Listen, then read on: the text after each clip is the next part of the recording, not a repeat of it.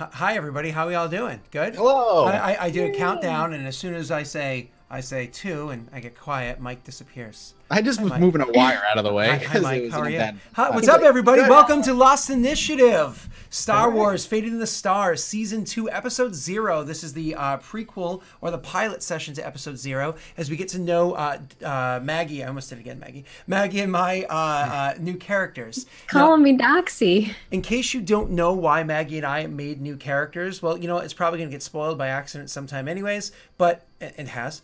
But, go back and watch season 1. It's honestly genuinely worth it. There were so many awesome twists and turns, bends and breaks and everything that happened. I'm super excited about the campaign we just, like the story arc we just did. I'm curious to see what Mike does this time around, and hoping I don't have to make another new character. Take it away, Mike. There's no promises that you're not going to have to make a new character Okay. immediately after this. I mean, who knows? Siam, when you meet him, could just put a bullet in your brain while you sleep because he's paranoid. God knows. But yeah, welcome to Season 2, Episode 0. Scott said, before we do anything, before we delve in, let's roll Destiny points. Let's get that out of the way. Oh, as yeah. well. They've already been cleared and updated, so all you need to do is... Do you want us to talk about our characters before we roll for Destiny? No. Okay. Let's We'll transition. talk about your characters when they are introduced. In the game, it'll be mere moments when the game starts, but we might as well do it in universe. Sure. Maggie, would you like to? Oh, she did, and she did well. Thank you, Maggie. All right, here we go. Because my character is a good. Wow. Yes! Nice start. Yes. We are actually good, like really wholesome characters. Yeah. This is great.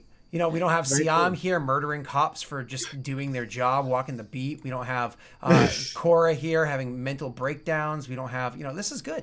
This is good. Starting off with a negative note. Good job, Scott. Hey, so how's it a negative note? Oh, me being mean. Yeah, All but right. you rolled positive force points, so that's a good thing. All right. Okay. I'm genuinely excited, Maggie. We get force points to start, and neither of us are force users. And you guys had good money to spend to buy your equipment this time around as well. You guys are relatively well built and well equipped for jumping in. So, shall we? Does your ship have a name? It does. Actually, Maggie just literally renamed it. Maggie, what did you? Say it? Yeah, please. Its name is Finley. And could you spell that for me? Because I totally didn't put it on the character sheet. I did message you with it, but it's Finley. Finley. There you go. Oh, Finley. Oh, okay. That's Yeah, easy. Finley. Awesome. So the name of the ship is Finley. Do you want It to know has any other lots of details? fins. Lots of fins. Yeah, that's true. What's the model of the ship for everybody in chat so they can go hunt it down? It's an incom. A36 Pathfinder. There you go. There you go. A36 Pathfinder. It is a patrol boat. So we actually have some cool pictures of it. I sent them to you in Discord, the ones that Yep. Maggie had sent to me ages ago. It's a really Ooh, cool ship. I'll It's send them sexy. to the chat too, so Yeah. they can see the ship. It's really cool. Yeah, it's a pretty cool looking We're not ship. gonna- So don't get attached to it. It's Wade, basically Wade was I here know. earlier. Wade was actually on the call for me for about 40 minutes, waiting for Mike to show up earlier because Mike was having internet issues. So Yeah, if I Wade's go around. out, I'll be back. Just give me time. My internet's been in and Okay. out all day. I'll We'll text. just you. RP. Yeah. Just have some fun. Okay. So let's begin, shall we, with a whopping 3 light side points and the two of you on your ship. The camera pans in and fades from black to see this A36 patrol boat barreling through hyperspace as the stars streak by in this kind of kaleidoscope-looking tunnel that all pass through when they fly through hyperspace. It is an alternate dimension and all of that. And as the camera kind of pans to that ship, it zooms in and flies through a window and through the back of the ship, starts moving its way forward towards the cockpit area where a human sits comfortably in a pilot seat. He flips a couple of switches, loud clacks, and a couple of whirs and beeping noises before he wheels around in his chair, looks back, and just shouts, "Almost there!" I imagine the one closest would be the most talkative of the two of you, which would be Maggie's character, specifically. Maggie, where would your character be? The just so you know, where your ship is actually barreling towards is, of course, where the heart of all jobs like yours are. Tatooine. Moving your way towards the outer rim, and it's quite profitable. In fact, the reason the two of you and your crew are heading towards Tatooine is because word of a bounty put out by a Hutt has been making its way through the back channels of the HoloNet, which is surprising because the past couple of years you've all understood, and specifically because you are bounty hunters by trade, The Hutt's presence within the Outer Rim has been weakened. Their grip has been almost completely relieved, and someone entirely new had taken over Tatooine after Jabba's unfortunate and rather mysterious end. There are rumors, of course, as to how he died, but none of them have been able to be proven, at least not to the two of you.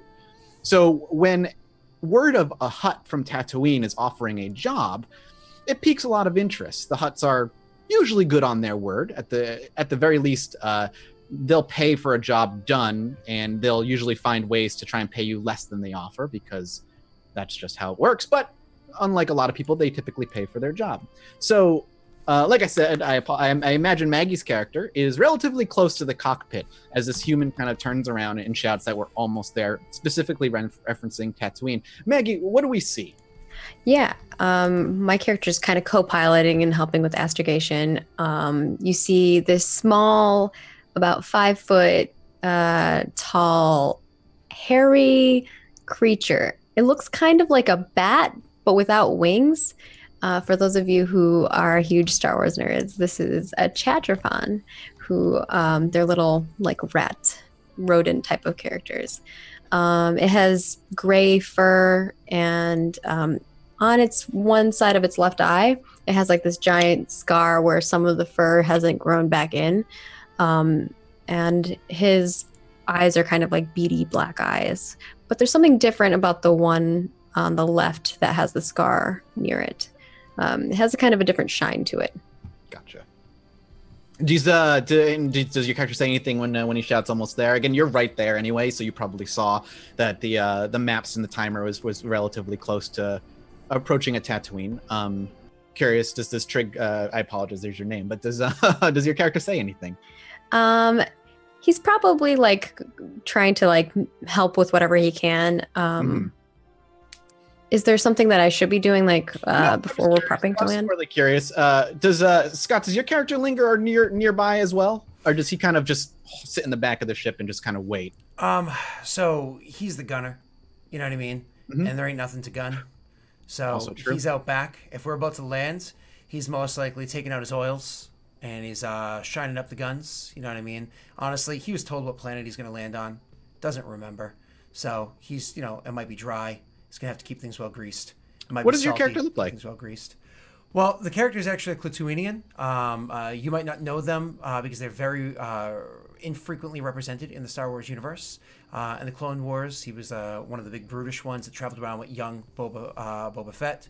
And in the movies, they were barely talking role characters, more background characters. Klatooinians are, he stands about 6 foot tall. So it's about just 1.8 meters or whatever, so he's about 6 feet tall. He's decent build, like a nice athletic build. Has a face that's kind of like that of an English bulldog, but not so floppy, not so droopy on the sides, because they are actually a canine race. So he has a bit of a droopy, a little bit of a snout to him, but they're a hairless breed. They're not covered in fur and whatnot like you imagine Bothans are. He's a bit older. He's about middle-aged, which, because he's about middle-aged, means that he has earned respect and therefore deserves respect. Part of the way that they believe things. He wears, his weapons are well maintained, but clearly have seen a lot of combat. His clothing the same, well maintained, patched up and so on and so forth. Clearly have seen a lot of combat. One of the things that you can kind of get off of him just by looking over his stuff, it's all old. Nothing's new. So he appreciates old, used, tried and true items. Mm-hmm. So he'd just sit there, greasing up his guns, making sure everything's well taken care of. Okay.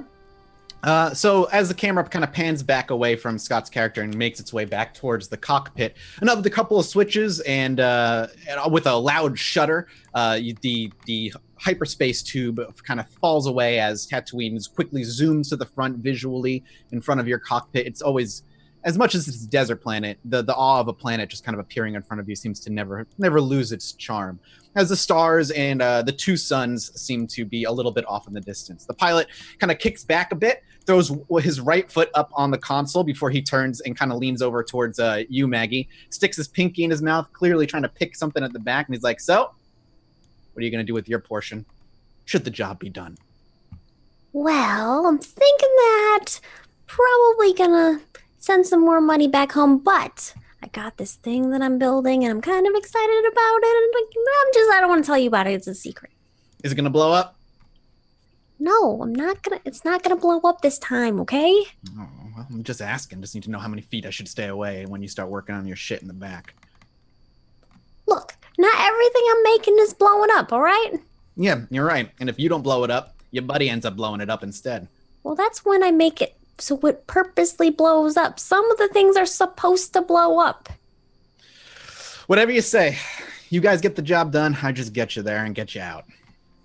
Anyway, and he kind of like kicks his foot back As off. long as you do that, we won't have any problems, all right? He chuckles and he's like, I haven't failed you yet, and you haven't failed me. No problem so far. Wait. You got my answer. I want to hear what you're planning to do with yours. I'm thinking a couple of nights out on the town. If we stick on Tatooine for a little while, I know a couple places you can get some fun for cheap. If you want to spice it up and make your way towards non-humanoid races, I know another place you can spend a little extra money in. Might do that. Might have some That's fun. disgusting. Live it up a little bit. Listen, last chunk of change I paid off a little bit of debt. Now it's my turn to have a little bit of fun. By causing more debt. No, by cause and pleasure. That never happens with you. You always end up gambling something away, and then we're cleaning up your mess or jetting out of here so that we don't have to clean up your mess. That's because I've been doing it in the wrong order. I've been doing drinking, gambling, then having the fun times. What I should be doing is having the fun times, gambling, then drinking. All right, maybe that might work. Exactly. He quickly kind of flips a switch as the ship's engines, the sublight engines kind of kick on, and you can feel the patrol boat heading towards the planet itself. Now, you're actually not going to be landing in any major city. In fact, the rendezvous point given out is kind of out in the middle of nowhere. So as you breach the atmosphere and fly by your typical, like, Mos Eisley area, nothing really stops you. There's no patrol boats or any security forces that kind of stop you to scan you. But that's not surprising. Tatooine in this area is currently just under a very tumultuous time. And who really has control over the planet and the system is still, depending on who you talk to, hotly debated. You fly over a lot of open desert for a little while until eventually you actually see a couple of lone scattered buildings. You wouldn't call it a village. There's no road that leads to them. Maybe at some point some of the buildings here were part of a farm or even part of a small settlement at some point in Tatooine's history. But now it's mostly 2 or 3 standing buildings, a few crumbled down buildings, and not much else. Your pilot once again kind of smirks as he flips a few switches here, and he quickly brings the ship down for a nice smooth landing next to the buildings, just in the middle of the desert itself. There is no landing pad here in this town at all. As you approach, though, you actually do see a lot of other figures mulling about in town. They all, as you get closer, they all look clearly armed in some way. When we land, we high five, by the way. He high fives right back. Yeah. But yeah, like you said, you see some figures mulling about. Actually, you're welcome to make me a perception check against 2 purple once you get close enough to see if these are militarized or civilians or a mix. Now, is this anybody in the cockpit, or is this as we're walking out of the vessel? This is cockpit as they're bringing the ship down before it lands itself. Okay. Yeah, Trig, you don't see anything? I'm amazed by, like, everything, so I'm just taking it all in. I'm not paying attention to anything specific. Exactly. So you see figures, and that's about it. You don't know if they look heavily armed or not. But... People get in the way of things. It's hard for me to see. I'm, like, peeking around. Yep, exactly. Hey, it's very exciting. He quickly kicks his leg out of the way. But very shortly thereafter, your ship comes to a land. The heft of the ship bounces just a moment, and that for you, Scott, for your character, that's always a sign of, all right, we're here. Okay, so I get out from where I was, and I was finishing getting together my gear. I mean, the Womp Rat didn't tell me if it needs anything extra, so I'm just gonna grab my typical gear, check my backpack, make sure it's on right, throw it onto my bag, so I check the straps and everything, and check my belt to make sure everything's exactly where I need it, pull it out, put it back in, everything looks good, and I'm like, ugh. Grab my nice heavy blaster rifle and make my way over to the loading bay. I don't wait for anybody to say open the doors or anything like that. I just hit the button and just go walking out and immediately just take in the surroundings to make sure that I don't have to shoot nothing yet. Yep. As soon as you walk out, actually, can you make me a knowledge warfare check against very easy, just a 1 purple dice? Sure, absolutely. So for ogre, where's my skills? Sorry, I was into vehicles. Knowledge warfare against 1 purple. All right, now I'm ready. Beautiful. So as you as ogre makes his way down the stairs, big hefty steps, kind of slowly looking around, not really intimidated by anything. As you take in the people mulling about this small little area, there's maybe a dozen, maybe a little bit more. They all look armed in some way, but just the way they carry themselves, the physicality of them, how well nourished some of them seem to be, and some how unnourished and others to be. If you needed to, given a few minutes to plan, if you needed, you could probably take all these guys out. With the right tools, the right situation, you feel like you are properly trained compared to the rest of these people. And you've taken out larger numbers of people given some opportunity to plan prior. Doesn't scare you too much. Awesome. The pilot will turn to you, Trig, and just nod, and he's like, I'll have her running on standby in case we need to get the fuck out of here. Listen, huts, they pay, but they also kill, so. I don't know. Usually they're trying to scam me. Right, so in case we need to get the hell out of here, I'll leave her running. Alrighty. Do you just make your way off the ship then? Yeah, we do we do a handshake thing that me and the pilot have. He does it without a problem, and he smiles the whole time. He loves it. Yeah. Clearly into it. We're winking at each other. Yeah, it's like boom, boom, boom, fist bump, explosion, wink. Yeah. And then I grab all my stuff. I'm latching things onto me, Mhm. onto my utility belt. I've grabbed this big backpack and plop it on, and I'm walking off he's ready for his first day of school almost. Cute. I'm curious because Trig might, but Ogre might not. But maybe you both do. You guys have been working together. How long now? How long have Trig and Ogre been operating as a duo? Probably 3 or 4 years, honestly. Okay. And it's not like we were friends for a long time. It's just kind of. I think we probably got to the friendship part about 1.5 years ago. Yeah. Right. Yeah. So for bounty hunter jobs, it means you're not useless. You've been around long enough. 4 years of taking on bounties and not dying is an impressive feat. I'm curious, is there a name for your dynamic duo? Would Trig have given the two of you a nickname? Oh man, putting me on the spot here. I know. Trig would probably come up with a name, and he probably changes the name every single time. So after they get the mission, he comes up with a name for it, like a code name. Gotcha. Code Cobra. Project Target. He'll just come up with funny names for every single time they have a mission. Okay, so nicknames for the missions, but not nickname for the two of you as a team. Yeah, no. Okay, cool, gotcha. Just want to make sure. So, as Trig kind of clacks on that last thing, and short little stubby steps as they quickly make their way off the ship. As you kind of walk down the ramp, you see Ogre just kind of staring there, gun in hand, or at least gun strapped over. Do you have your gun out, Ogre, or is it more over your back? Yeah. Oh, yeah. I unless it's one of those places, and this is Tatooine. Unless it's one of those places where I almost imagine, because my character didn't remember where he landed. I imagine he actually he lands and then he looks about and he's kind of Tatooine. You know what I mean? He comes to that realization. So he would definitely have it out. Doesn't care. Okay, so yeah, Trig, you actually see Ogre just kind of standing at the base of the ramp there, just taking in everything. And as you're making your way down the ramp is when the both of you actually see a group of people making your way, 4 of them to be exact. They all look to be a mix of Rhodian and human. Does it look like they're coming towards us specifically? Yep, but they don't look like.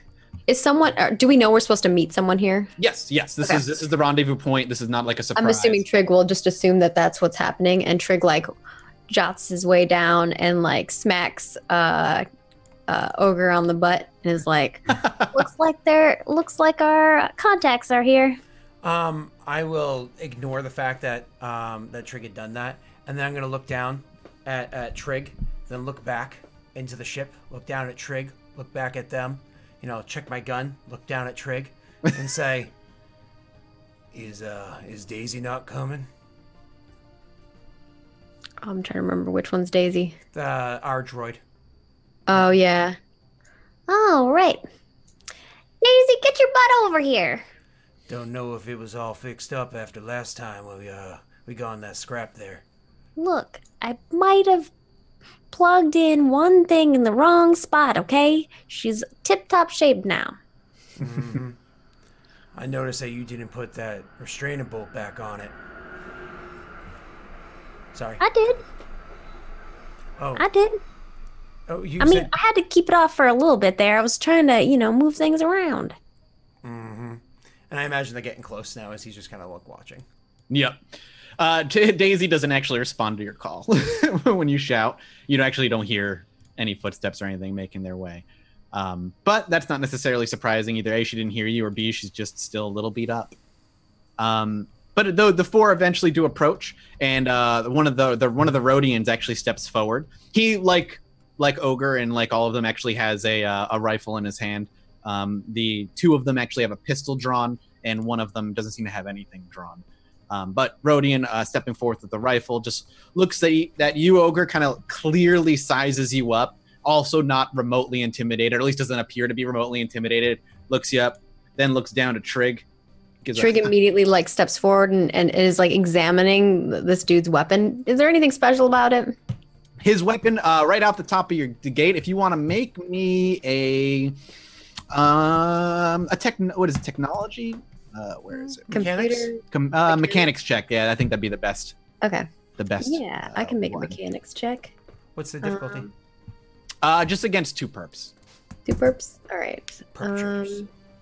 Scott, if you want to make this roll, you can make it a warfare check for yourself. Sure. And 2 perps. Mechanics. Dos. Wow.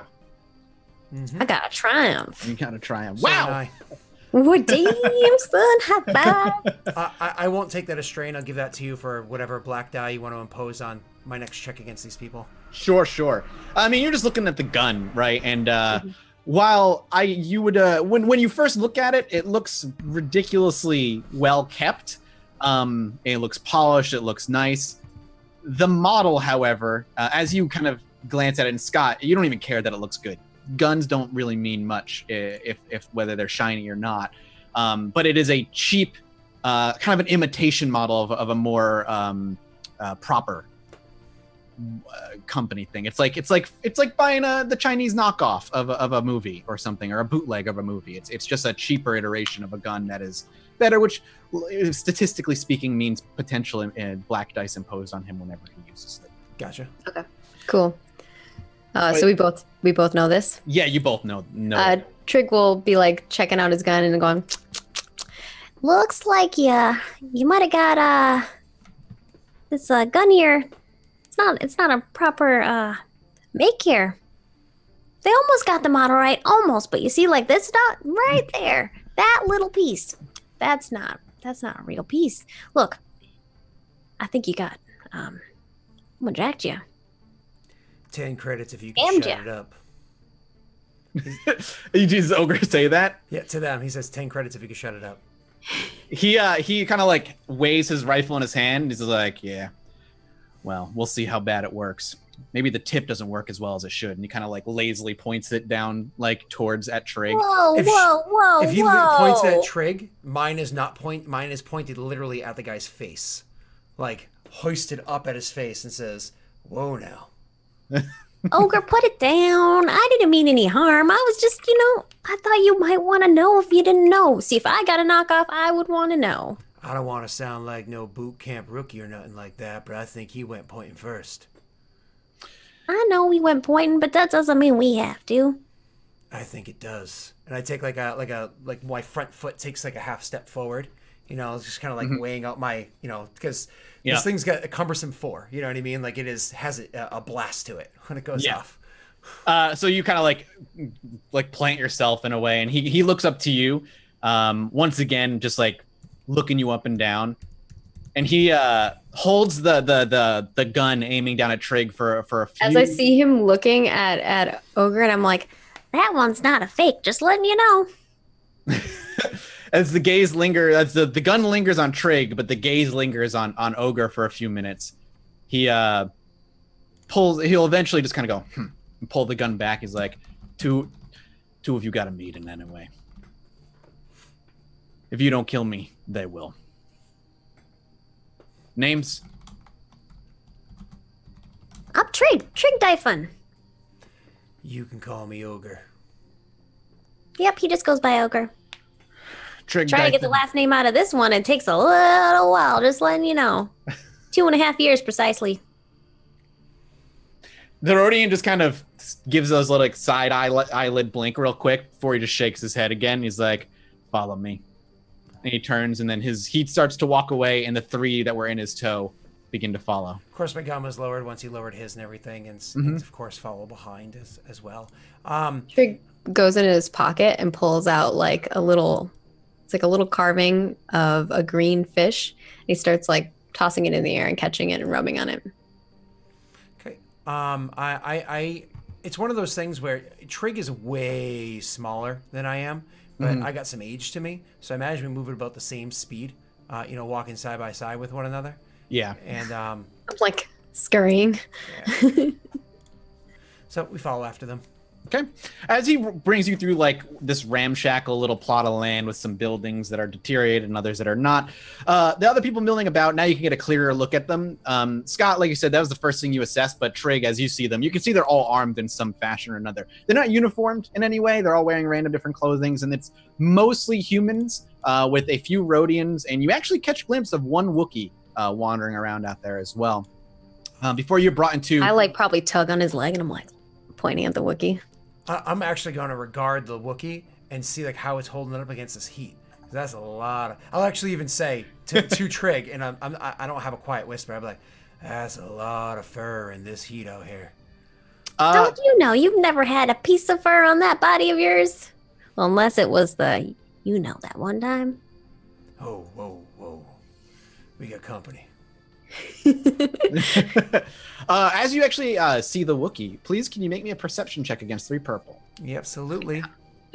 Probably not. You said 3 Oh, purple? is it going to be Jesse Cox's Wookiee? No. Mike, can I take my upgrade for my last? Yeah. Cool. Go for it.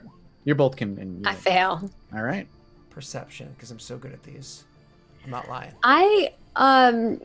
Chadrafan have like infrared vision, which is interesting. Oh, that sucks on a 2-sun planet. Yeah. Everything's always warm. Blinded by the heat. Exactly. As you like turn to regard the Wookiee ogre specifically, and it seems to catch your gaze just for a minute, you actually see under its fur the glimmer of what looks to be a collar of a sort around its neck. Mm-hmm. Not necessarily surprising to you, but it likely belongs to, if not the hut that's supposedly here, one of these people. That doesn't faze me in the least bit. Right. And We're on Tatooine. Oh, I yeah. mean, And there's lots of slaves here, probably. I'm a Cluntoonian. You know what I mean? Like, if you know anything about the race, that doesn't faze me at all. So, as you guys make your way through the town, you're eventually brought to this one-floor building. It's rather wide, but not tall at all. And as you make your way inside, clearly what was either just kind of like a big living room, or maybe wasn't even supposed to be a place where people live at all, has been completely retrofitted. Everything that you normally see in a building like this has been removed, clearly for the sake of fitting this hut inside. Even the door itself, as you walk in, as you kind of gaze at it, the original door has been ripped off, and the stone blocks around it have clearly been smashed and destroyed so that it's big enough for a hut to fit in. Oh no. It was a pretty shoddy job. I could have done a better job than that. We're gonna meet a hut, session 1. Okay. Hey, I said that's where you got the job. As you walk in, you do actually see, just in this large room, a grotesque brown and white with like weird black spots all along irregularly its body hut that just has a droid to its left immediately, a gigantic bowl of writhing creatures of a sort, and a couple of other what you can assume are guards, as they do have weapons, standing by. And as you walk in with that typical deep rumbling Maya's like, voice, peace out. yeah, Maya don't care. That deep rumbling voice of oh. Okay, so this is actually, it's funny that it's a hut. It's actually going to be a unique experience for you. They're my little bat-like friend. You've never actually seen this before. My character actually, when I see the hut, I actually puts the gun away, which I almost never do, especially during deals. And I'll actually take a couple of steps forward. I do a slight bow to it, and I say something in my native language, which I don't think you would know, Clatuanian. And and I I mean, I'm pretty something- intelligent. I would know what language you were speaking, but maybe course. not know how to. Of course. And Mike, What is like? How do you know languages? What would? There's no. it's really up to whatever Mike says we do or don't have, or whatever. Yeah, more or less. So- And I only leave out whether up to you two whether. This is so this isn't just regular Clatuanian. I'm actually saying like an ancient phrase of reverie. So this is actually like I think I would know your regular language for sure. yeah for like especially common phrases. But you have to understand like, so a little bit of backstory. My people revere the Hutts as like almost gods. So yeah, it's I say an ancient phrase of reverie. I see you do this, and I'm looking around. I'm like, He's a big one, isn't he? So you would speak the Hutt language then. I do. Okay. Intrinsically intergalactic basic, Clatuanian, and Huttese, no matter what. So in Huttese, the Hutt says to you, "Your respect is noted." I'm just honored that he would say something like that to me. When you actually hear the Got voice, put in the bitch spot. God damn. because you know Hutts, you actually know this is a female Hutt. Now, most people looking at it wouldn't know right out the gate, but that you know just from the slight difference between a male and a female's voice in the Hutt. It's to the naked ear almost impossible to distinguish, but to you can pick it out. But she'll motion for you to stand, and basically the droid as it speaks, the droid is going to translate automatically for it. So she ends up speaking, and the droid says, "Mr. Busha would like to welcome you to her humble abode." whenever she says she's like, your whatever is noted, Trig like realizes, oh, I'm supposed to bow, and so Trig does like a little bow. He just puts his hand down and bows down as far as he can and comes back up.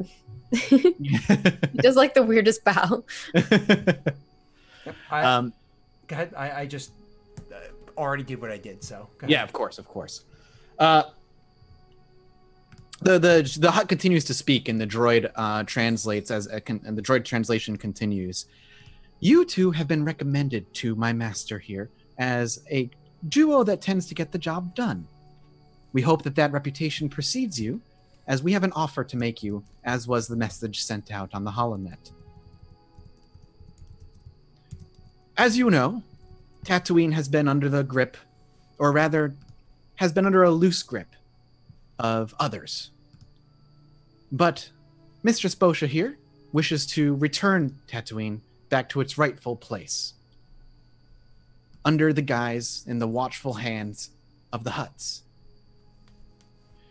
What we want from you is to remove the nuisance who has placed himself at the top.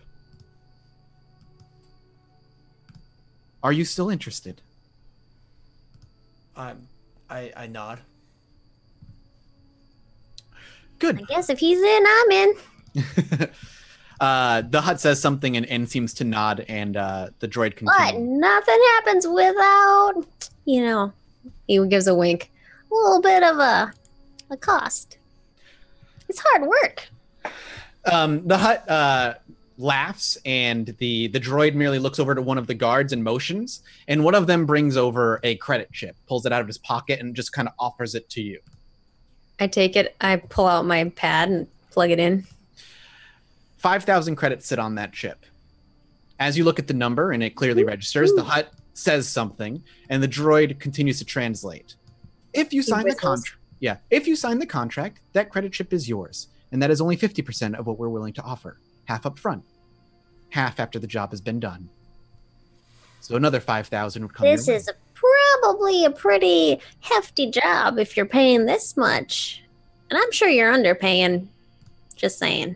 Oh, I let it Scott. I'm not a charismatic No, character. of course not. No. It's just because of the He's just smart. sheer coincidence fact that it's a Hutt. So and my race. So when you say that, I'll actually give you like a nudge, which considering that I tower way the hell over you, it's not like a small nudge. Like I do like a drop my arm, swing, and whack to your arm. Trig, he like kind of like moves back and he's like, Hey, what you hit me for? I'm telling the truth. The I hut don't lie, I never do. The HUD actually speaks, but the droid doesn't translate, as the HUD is actually speaking directly to you, Scott. Mhm. Does this belong to you? I shake my head no, and again, like I thank it for speaking to me directly, and then I say, again, like an ancient reverie, and then I say, one that shows loyalty. This is like in the language I tell it, like one that shows loyalty, one that is respects things that are old and have earned their time. The HUD nods and continues to speak to you directly. Mm-hmm. Perhaps you should explain to your little one that outside of credit payments, doing a favor this large for a hut could yield immeasurable rewards in the future. I nod, of course, and say it'll be taken care of. If it is not, I hope you can accomplish this task on your own. Trig tries to like nudge you because he realizes that you're both talking without him, and he like nudges you, but it like doesn't move you at all. And then he like pushes with two hands. Hey, I want in on this conversation. You can't be talking behind my back. What are you saying? I just nod one more time in agreement to the hut, and then allow it to finish. Okay. The hut continues to speak, and this time the translation, the droid continues to translate. On top of another 5,000 credits upon the completion of either returning the target to us, preferably dead. He also this particular target also holds a holodeck recording. One of the few of Jabba the Hutt's true death. Return that to us, and you will be rewarded handsomely for it. But, at bare minimum, the mistress would like him removed and dead. Well, who's this fella? He goes by the name of Prince. And Well, that's high and mighty of somebody. the when you say that, the hut deeply laughs, like, oh. And the droid continues. Mistress finds that rather amusing. She agrees. Trig laughs as well. Mm-hmm. Trig's not laughing because of that. Trig's laughing because that laugh that the hut did was hilarious to him. Nice. I'm actually kind of reeling back a little bit. Like, they're talking about the death of a hut, and so I'm just wondering who would do such a blasphemous thing. You ask that? No, I'm just like, that's kind of like what's going on in my character's head at the moment. You could actually make a knowledge lore check against 2 purple at this point. No. Rather against 2 red and a purple. This is black market knowledge as to how they actually died. 2 red and a purple? Yes, That this seems like a bad thing to roll against. Well, I mean, I'll say it this way: despair isn't going to ruin anything. This is just Yeah. whether you know the truth of it or not. Lore check. All right, here we go. Why do you do that? Yeah, it's just a I'll be lore right check. back. Okay, you don't know. Yeah, I strain the hell out of myself, and Yeah, you don't know. Yeah. The only thing when you think Ogre as to like what he's talking about, there are probably more than 24 rumors flying around as to where Jabba went. Some of them are conspiracy theories, like he just left and went to a remote planet somewhere far away and is living out life in luxury. Others are the Empire came and assassinated him. Others are the Rebellion came and assassinated him. Others are the Imperials kidnapped and took him. There's a ton of theories as to where Jabba went. So the fact that the opportunity to find out his true death is in front of you is interesting at the very least. Mm-hmm. Yeah, Trig is gone. Goodbye. Did other than when you hear that, did you say anything, or is that it? No. That's all. I didn't fill Trig in yet, anyways, because I'm not going to question the hut or anything like that. I mean, my character. I imagine my character's never had a personal run-in with a hut before, because unlikely, especially lately, Yeah. Because of where their positions of power are currently. Yep, are sitting. in the climate of this age. Yep. So, But we will wait for Maggie to come back before I lay out the details and. sure, that's not a problem. So, to kill time in the meanwhile. Yeah. What's up, Mike? How are you? Hey, I got the 40th anniversary edition I of the had to pee D6 really system bad. there now. Couldn't hold Oh, it. yeah. It's a very pretty book. So it's okay. You're good. I could hear you all though. Oh, okay, cool. Okay, Creepy, so but yes. so the hut continues, and then the droid continues to translate as always. 2 nights from now, there will be a celebration. Bunta Eve is upon us. What was once a high and mighty opportunity and celebration of Tatooine and its history in the huts has now been turned into a mocking of the huts, one where they celebrate the removal of their power and their death. My mistress has worked quite a long time, many years, to arrive safely on Tatooine without being found out, and attempt to put into place plans and maneuverings to remove him. Those plans are coming to fruition. On the night of Bunta Eve in Mos Eisley, there will be an opportunity, one where, through coercion and credits, Prince will find himself the least guarded he's been in quite a while. About 1 hour after the celebrations of Bunta Eve have come to a close and both suns have set, on the first floor of what he considers his palace, he'll be surrounded by those who work for us, barring a few. They will be drinking and they will be celebrating, and in that opportunity, we'd like you to move in and remove him. Yep. Does this sound like something the two of you can handle? I nod, no problem. And Trig nods along as well? Trig nods and is like, yeah, he'll nod as well. The hut will just I was reach gonna up. say something sassy, but he won't. The hut reaches up one hand and just snaps and gestures, and the other one of the 2 guards that were there pulls out a data pad and walks forward, gesturing it to Ogre first. Mm-hmm. And when you look down, it's a contract. Mm-hmm. And then the hut speaks, and the droid translate. Then a contract has been placed before you. With your signature, you will receive 50% of the payment now. That credit chip will be yours to keep. And then upon completion of this task, you will get your other 50% completion. The only way. Wait! Before you sign that, we need to read it. We need to read it. The hut gestures, and the droid just says, "But of course, you may read." Okay. Trig would I definitely look like a little to examine. embarrassed that she said that to the hut. You know what I mean? Like this is literally a more or less like, you have to imagine this is almost as though, because the huts are almost like gods, or at least the angelic creatures that serve the gods, Totally. right? So this is almost like, an archangel came down and cast Right. a quest upon me and is offering me riches and a reward. So it's Totally. like, so when you say that, I'm just like, oh my god, this is like blasphemous. So, so I turn, like, I look apologetic, and I turn to you and like, a word outside. All right, well, why can't we have the word in here? If it's just one word. More lighting for reading, friend. All right. We'll see you when we get back. So we walk outside, and like as soon as we get outside the door, I'm not gonna give a hard shove because it's so tiny. You know what I mean? I give like a nudge to the shoulder. It's like almost like you're playing with a kid that's being like an upstart, and be like, what's the matter with you? What's the matter with you? I'm not the one acting all weird, mister. Putting away your weapon and getting all bowy and talking in some weird language that I don't even know, which is strange. You didn't tell me you knew a language. If you knew a language, you could have been teaching me this language. You know how much I like languages. I know almost every language. I know, blah, blah, blah. And he just starts naming off like every language he knows. I wait until a couple minutes pass, and you stop, and I say, and you need another one? Yes, you can never have enough languages. Look, the more languages you know, the more jobs you get, the more credits you get, the more cool things you get. And he points at your weapon. That in there, ignoring it, that in there is one of the ancients. You don't bargain with an ancient. What, blobs?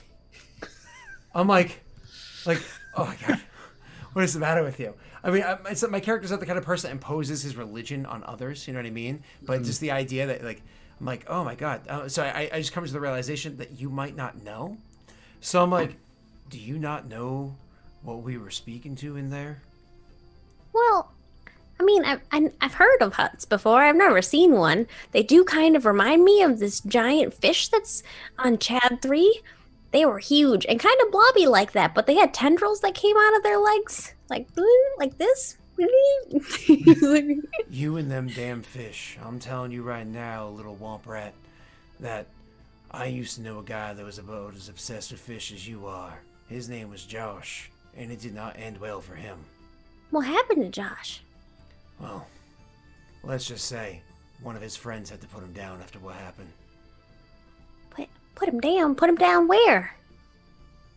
Like... Yeah, like... But why? Listen, we got here a contract. I say we sign it, and we'd be happy to do what we be doing. All right, well, let me read over it real quick. And he's gonna pull it out and read the contract. What's the contract say? Is there anything little lines there that are like wrong? most hut contracts or bounty, or at the very least to your knowledge, hut contracts? This thing is long and wordy. The question is, do you let Trig go through it in detail over the course of what could be a long while, or do you rush her through it?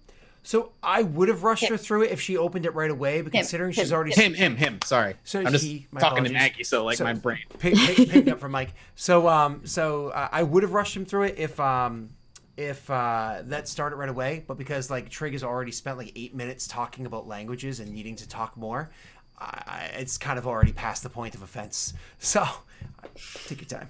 Okay, so as you read through it, it's your typical hut contract. Any failure to meet will be met with if you fail and you live, they'll hunt you down for your money to be returned that they give you because they're giving you 50% up front. All failure, the only acceptable failure is failure upon death, and even then you're causing them an issue because now they're 5,000 credits in the hole. They're nothing. I would say nothing out of the ordinary that you haven't seen on a typical bounty hunting contract. Other than that, what if there's failure because something else? There's another variable that.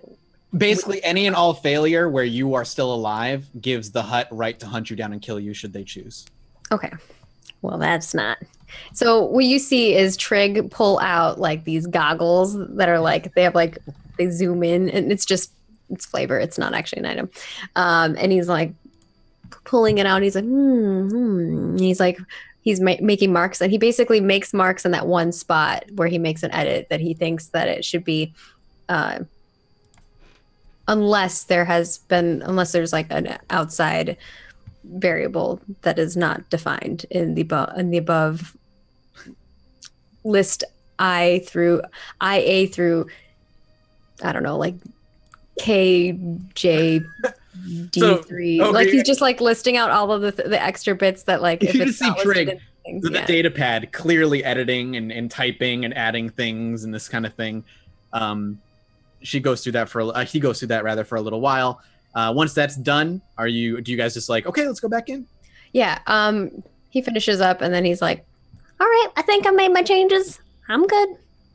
I'm just letting you know, they were trying to make it so that if we fail for any reason and we live, they're gonna us. That does mean, of course, we get to join the Ancients. What use are you if you're joining the Ancients? Look, if I got eaten by the big green fish, I wouldn't like it. Just letting you know. Love it to death. But no. I think you got your I still got a lot of priorities things I all want to twisted, make, friend. okay? Maybe you don't have a lot of things that you need to make because you need to learn how to make things. That's what you need. You need purpose in your life. I'm just like, my head's spinning. It's been a lot of Trig time. And so I just turn and start walking back in. Imagine she's like, "Bup, bup, bup, bup, bup." Oh, sorry, "Bup, bup, bup, bup, bup," in my ear as we go. Yep, probably. Maybe you could be, nope, we already got someone doing that. Or maybe you could make, no, I'm already working on that. he's just following you while he's thinking about all these things. Mm-hmm. You walk back in, and the hut is in conversation with the droid, and the droid is actually speaking back in Huttese. But as you walk back in, the hut will look up and make a motion. The droid will immediately stop talking and face the two of you, and the hut will speak, and the droid will say, Mistress has said that you've been gone for quite a while. Is there anything wrong with the contract? Yes. Here you go. As you reach out, one of the guards walks I am over. not that cunning, so. One of the guards walks over, grabs the contract, hands it up to the hut as the hut begins to read it. And the hut looks it over for a moment, looks down, and just merely goes, no. He looks down and says, what? No. No? What? Huh? The droid speaks now for the hut. The mistress says that the terms were non-negotiable in the terms of failure. If you were to leave, abandon the job while still alive, then it is due to the sensitive nature. Look, we don't abandon jobs, all right? But I'm just saying, if someone else comes in snatching your prince, then there's not much we can do. Well, depending on the situation. Robot man, you got another one of copies of that original contract? The droid will merely motion for the data pad again, and they will upload it like a fresh copy is done. Like Yeah, a refresh. Yeah, exactly. I signed the bottom. Whoa. As Ogre's signing it, the hut speaks and the droid translates. If by chance someone comes and removes the target from under your nose and it is not there, you come back and report it to us. We would not consider that a failure. All right, I just wanted that in the contract. It's simple. It's simple. Yeah, that and I'll sign. It is if you're like you won't sign it until it's added. They'll bring it over and the droid will do something and then hand it back over. And if you look, you can see that particular excuse is been put in. He reads it and he's like, See, it was that simple. It was that simple. and he like looks at it and he's taking his time, slowly writing his name. Eventually, you sign it and hand it back, and the droid says the credit chip is yours to keep. If there are any questions, now is the time to ask. Drink raises again. They don't point at you or anything. So what's the celebration like now? Since you said they're mocking y'all, what are they? What kind of celebrating are they doing? They celebrate the mistress's race's downfall here on Tatooine. That's not very nice. Do they like pin the? He's looking at it. No, there's no body parts that he can see. It was a bunch of blasphemers that got together and overthrew the temples and the like and caused a bunch of disruption. There was order in these here parts in Tatooine, and that order is not here anymore. And When you actually say that, actually a lot about that part. when you mention there used to be order here, the hut itself, she actually speaks loudly and almost angrily as you can see her hands begin to clench into a fist as she's like, and the droid to translate, she's like, Mistress says there was more than order here on this planet. There was order here in this corner of the galaxy, and that has been removed and needs to be put back in its proper place. That's a good spread. I can appreciate a good spread.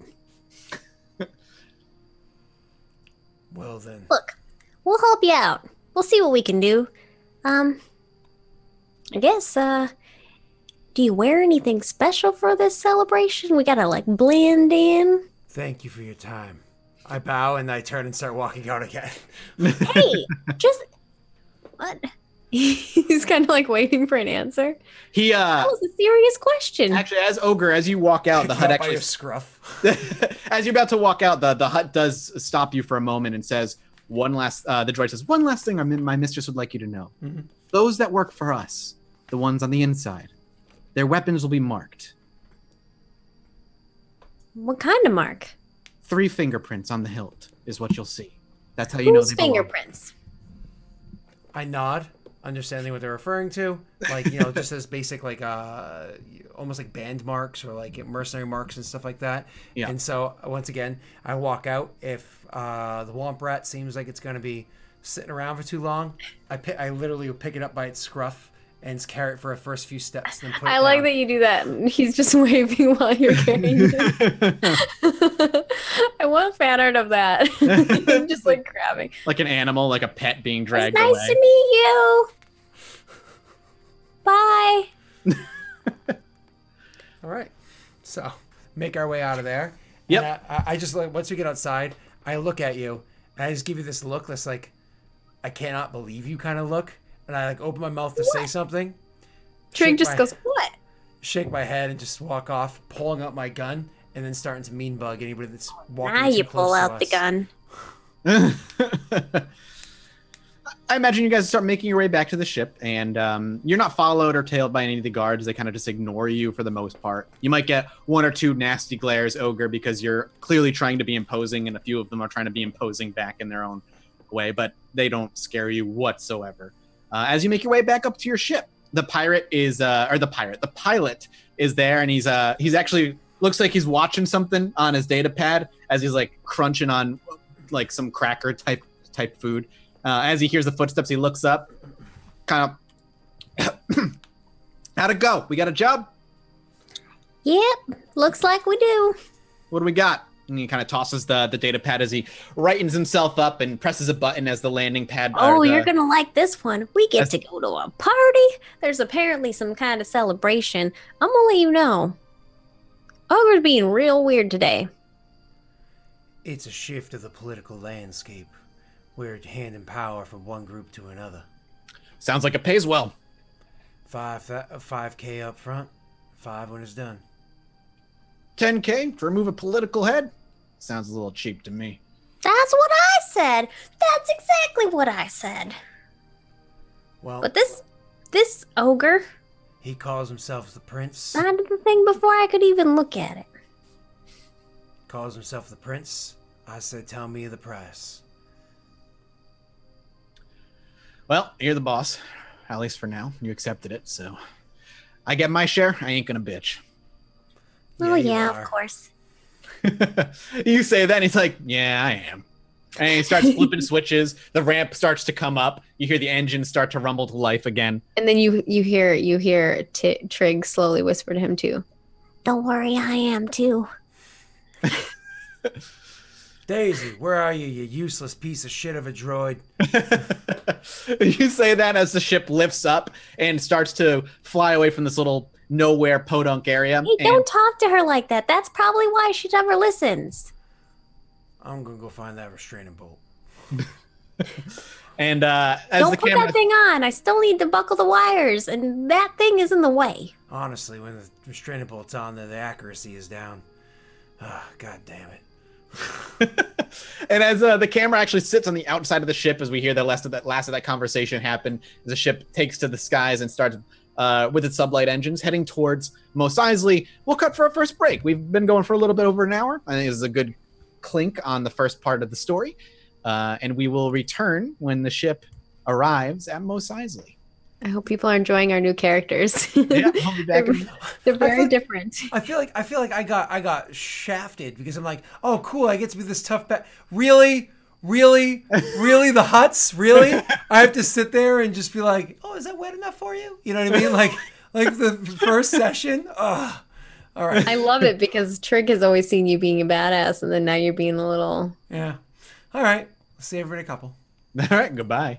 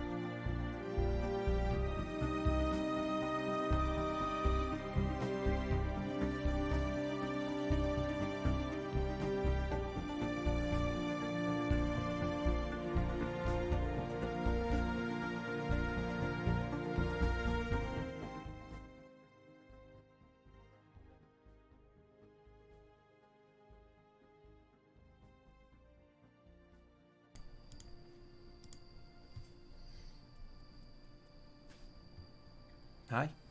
Hello. Here you go.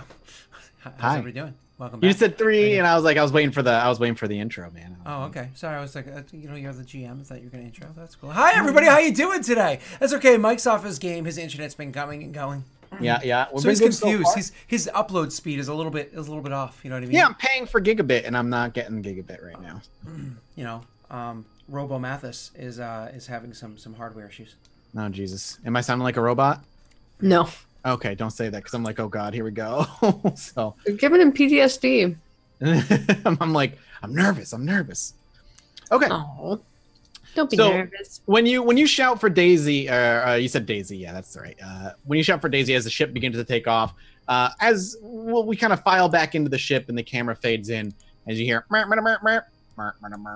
and all of a sudden, like, out of the back rooms, this black ball droid that a lot of people from the Star Wars love might recognize, but it is a DZ-70 droid, which is typically found within the Empire, but so many were used during the Galactic Civil War. There were so many laying around, just planets that were being probed and scanned for rebellions or just rebel outposts, that finding one on an old battlefield or what would eventually become a battlefield during the Galactic Civil War that you could find and eventually replace or repair over time is not actually that hard. And so I imagine that's probably where you two got yours, unless you have a different story for where you got yours. But as to how or why you can see one, that's a good reason. Mm-hmm. Yeah. And now you know why she got her name Daisy. Yep, that's very true. It's a DZ droid. Yep. But So she floats on out as you yell for her and kind of just beeps and boops at your general direction. Cool. So more or less, I just checked to be the thing, and I say something like it's not super important RP, but like, you know, where the hell were you? We could have used you down there. What if we got all flanked from behind by the peoples down in Tatooine? Just because we're working for one of them ancients doesn't mean that somebody else isn't going to be coming up on our rear. I didn't even see you in the cockpit. You work in the sensors? No, you were not. No, you were not. Why the hell do we have a sensor droid if you ain't sensing? That's pretty much it. No, it just sits there in silence, like has no response for it. They understand it sucks. It doesn't have to respond because it doesn't have a restraining bolt on it right now. Huh. So it just sits there and floats and makes a hovering noise. Either A, playing stupid, or B, is just stupid. It's a good question. Exactly. But you eventually just make your way over to Mos Eisley. Now, you are going to get there within, an hour or something very short. And you know that the event that's taking place is 2 days from now, or 2 nights from now. So you're going to be there a little early for preparation purposes if you so choose. Your pilot eventually does dock the ship, makes rendezvous with Mos Eisley, finds itself a landing spot in the starport, gently lets the ship land, and he's just like that in Mos Eisley after getting your contract from the Hutt. Mm-hmm. Now, do the two of you want to do anything in those 2 days, or do you mostly just sit in the ship and wait it out? Well, I don't think my character ever sits still. Are we in space? Or are we on the planet? Oh, you're on the planet. It was an interplanetary check, like it was a planetary piloting check. He never reached atmosphere. He just went from that spot to Mos Eisley. You probably actually see Trig go in and out of the medical bay area that is no longer a medical bay. I mean, you could call it a medical bay. Medical checks could happen there. No, I don't think you'd want to be medical checking anything in there. Yeah. You see the door sometimes open and sometimes close, and sometimes things fall out of it, and he's like picks things up and puts it back in there. Looks like he's working on something, and he's been like, you just hear like loud hammering sometimes, and sometimes like some tool machine like making a bunch of noises. But yeah, that's probably what he's doing. He's probably messing around in that room in his free time. Okay. So so the question I guess I have, do the two of you want to do anything important over the next 2 days, or do you literally just like waiting for the time to opportunity to just go out? So with the exception of like maybe 1 or 2 trips out to the great beyond in an attempt to see like a warfare kind of check, like where do I think good points are, like with sniper spots and ambush places, and with the exception of doing that, my character would actually like to lie down, take a nap for the whole 2 days. I imagine Trig doesn't let me because there's so many goddamn junkyards. He's gonna want to be crawling through. I'm gonna have to walk around with him and keep him alive. Sure. But I wish I could just lie down and take a nap. Sure. Yeah, we probably go look at a bunch of junk, but I mean, we're not looking for anything specific. So Okay. Never Cool. are. the Never only thing are. that I think I would be doing specifically for this job is probably looking to see what information I can get on this prince, if anything. Okay, cool. So we'll start with Scott first. Scott, I'm going to have 2 warfare checks, one for the first day, one for the second day, both for 2 different things. So the first warfare check is going to be just against 2 purple dice. Very normal, standard check. First one. Mm-hmm. Bamf. Success. And then can I get a second one against 3 purple dice? This will be the second day, and I'll tell you what they do. Bamf. Ooh, fail with a triumph. Okay, cool. So the first one is merely scouting out the area around the building that you're supposedly going to be finding him in, this rather large building that stands out. You were given kind of the area in which you can find the building. And you do, and it's like a 3-story. It almost, Mos Eisley is huge, and there's a lot of bigger buildings, but most of them are like slum buildings where they're 6 stories high and too many people live on each floor. People just kind of cram together, living shoulder to shoulder. This building, the way it's structured, is almost as wide as it is tall, and the amount of people that seem to come in and out are way lower in number than you see people coming in and out of any other kind of residential building. And more importantly, specifically for Ogre, the guard here is high, and they're mostly Nitgo. It's I think Nitko, those people. Yep. Which is the spike-faced people that we dealt with actually in episode 1 and episode 2 of Faded in the Stars season 1. If you want to go check that out. But what that's going to allow you to do, what the success in warfare is going to allow you to do, is on the night of the job, if you end up doing any stealthy checks in this area to move around, you and Trig are both going to get a blue die added to any stealth checks that you use to move throughout the night in that area. The Triumph do the stealthing so much. Yeah, so but it's an option, and then maybe some other bonuses along the line, situational if the need or if it arises. The second one is it gives you no specific advantage, but what you're able to do with a failing Triumph regardless is that you are able to see and pinpoint what you assume is going to be the room that the party where you're supposed to find him that night is going to be. Again, you were told it was going to be on the first floor, and as spending some time scouting, spending an hour here, walking around there, leaning up against a building for 2 hours here, just really watching it. You can see that there is one room on the first floor that gets notably more activity than the rest of them. So maybe that's where it's going to be, or likely it's going to be. Okay. So kind of putting all that together, taking down that information. You know what I mean? Obviously, I would bring that back to the vessel, and working with Daisy, I would actually, because Daisy's actually literally it's a scanning droid. It's a droid. It's designed for hunting and whatnot, hunting people down. Work through like whatever kind of floor plan or attack plan we can put together with it, based off like where we think that the best point of entry is. But I suppose thinking about like. Because we don't just have blasters, we also have things like grenades. Yeah. Do the walls there seem like there are any walls that could easily blow out because of a grenade, or no? They're still fairly strong. I mean, all the walls are probably they look rather fairly strong. Doesn't mean that they can't be. They're still sandstone. It's just thick sandstone. Yeah, it's probably like. Because I imagine walls. I actually don't know this for a fact, but I imagine walls were kind of like vehicles, where they have like an armor and then a hull. I imagine so. Actually, I don't think there's actually specific rules for walls. And then if you do it like that, then it's 10 points of damage and a personal equals 1. So Yeah. So anyways, all right. So we kind of come together with the plan. I'll actually meet up with I don't really care to tell the pilot because the pilot's just going to stay on the ship, and I'll meet up with what's his name, Trig. And tell him the plan. Tell him what I found. Yeah. Trig follows along and So, what you want to do? What's Daisy saying? Daisy? Daisy kind of and mostly Daisy asks, "Well, are you looking to attempt this quietly or with brute force?" I pat my big heavy gun. yeah, you see Trig smiling like, Daisy do. We like to do it any other way. Daisy beeps and boops and mostly says, if you're going to be doing it in brute force, the closest entry to the room you're looking at is going to be through the front door. If you want to get in and get out, that'd be your best bet. I love it when I get to just walk right in the front door. Think they'll notice me?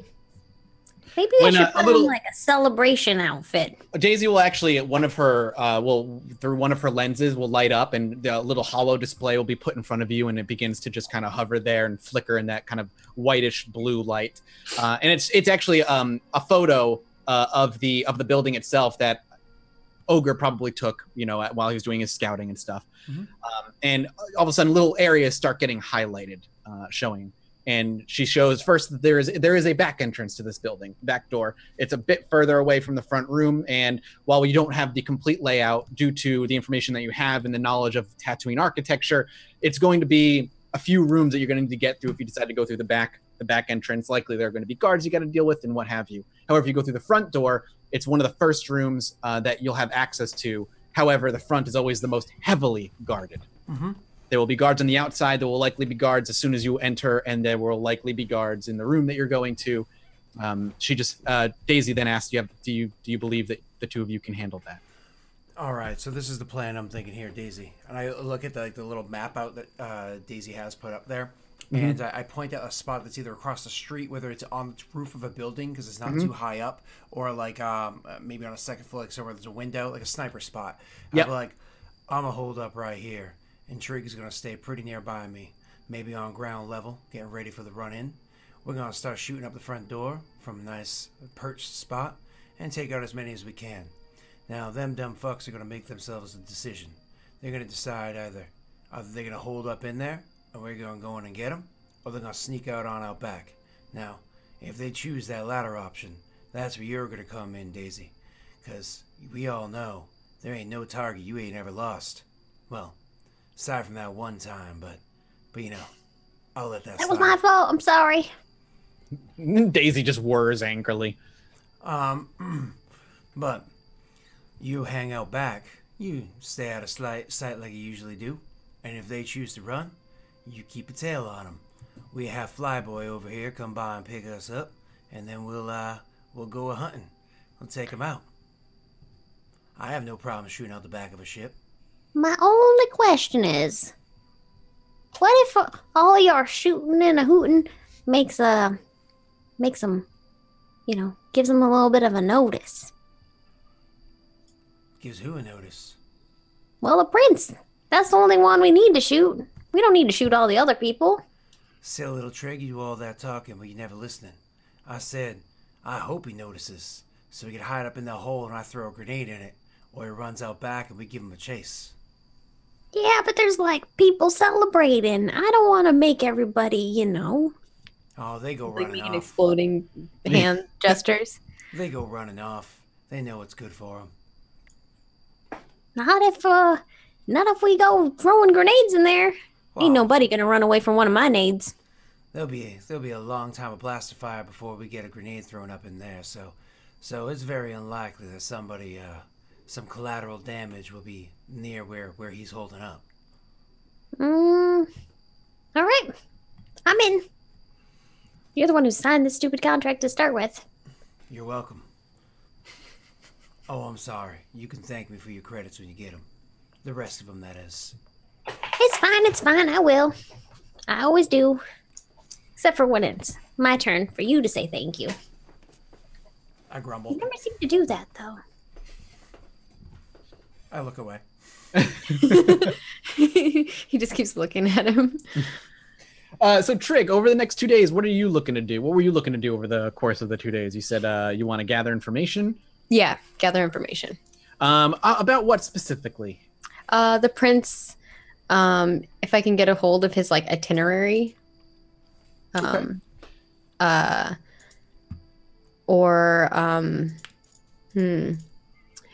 Is that building that they're in, is there some kind of receptionist or something of that sort? No, not at all. Okay. It's more of a, I don't want to use the word mansion because it's not a mansion, but it's more of a wealthy person's house. Somebody who with a lot of money and respect belongs to them. Okay. Well, maybe like hacking into their security, seeing if I can Gotcha. make that kind of stuff. Okay. First, then let's see. You're probably, like you said, you want to do a little bit of information gathering first to see if you can find out anything.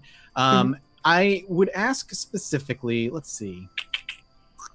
I'm gonna give me a streetwise check, but you're gonna get a blue dice added to it because you do know that there are people here that are working for both sides. So that blue dice is going to represent that. You're looking for, if you wanted to talk to somebody, you're looking for. I don't think he's using talking. Probably more so looking on the computer, if possible. So you wanted to stay on the ship and use your computer? Mm-hmm. Gotcha. Okay. Well, if you want Nothing best at talking to people. I mean, yeah, of course. He's real good at talking, but not getting people to talk back to him. Talking a lot doesn't mean you're good at it. Exactly. No, that's for damn sure. So then that's fine. I will take, if you're going to try and access maybe the local security system for Mos Eisley, I'm going to want a computers check against 3 purple, please. Okay, 3 purples, and that's a computer's check. Yep, as you're like trying to. I don't think I get anything else to this, so I will just roll it. Oh my gosh, how? 1, 2, 3. 1, 2, 3. Yep. Okay, that's a triumphant failure. Yeah. Jesus Christ. And I have such a good roll. That's like 4 advantages on a triumph. Like, what the hell? Yeah, that's crazy. Hey, did you get your blue die?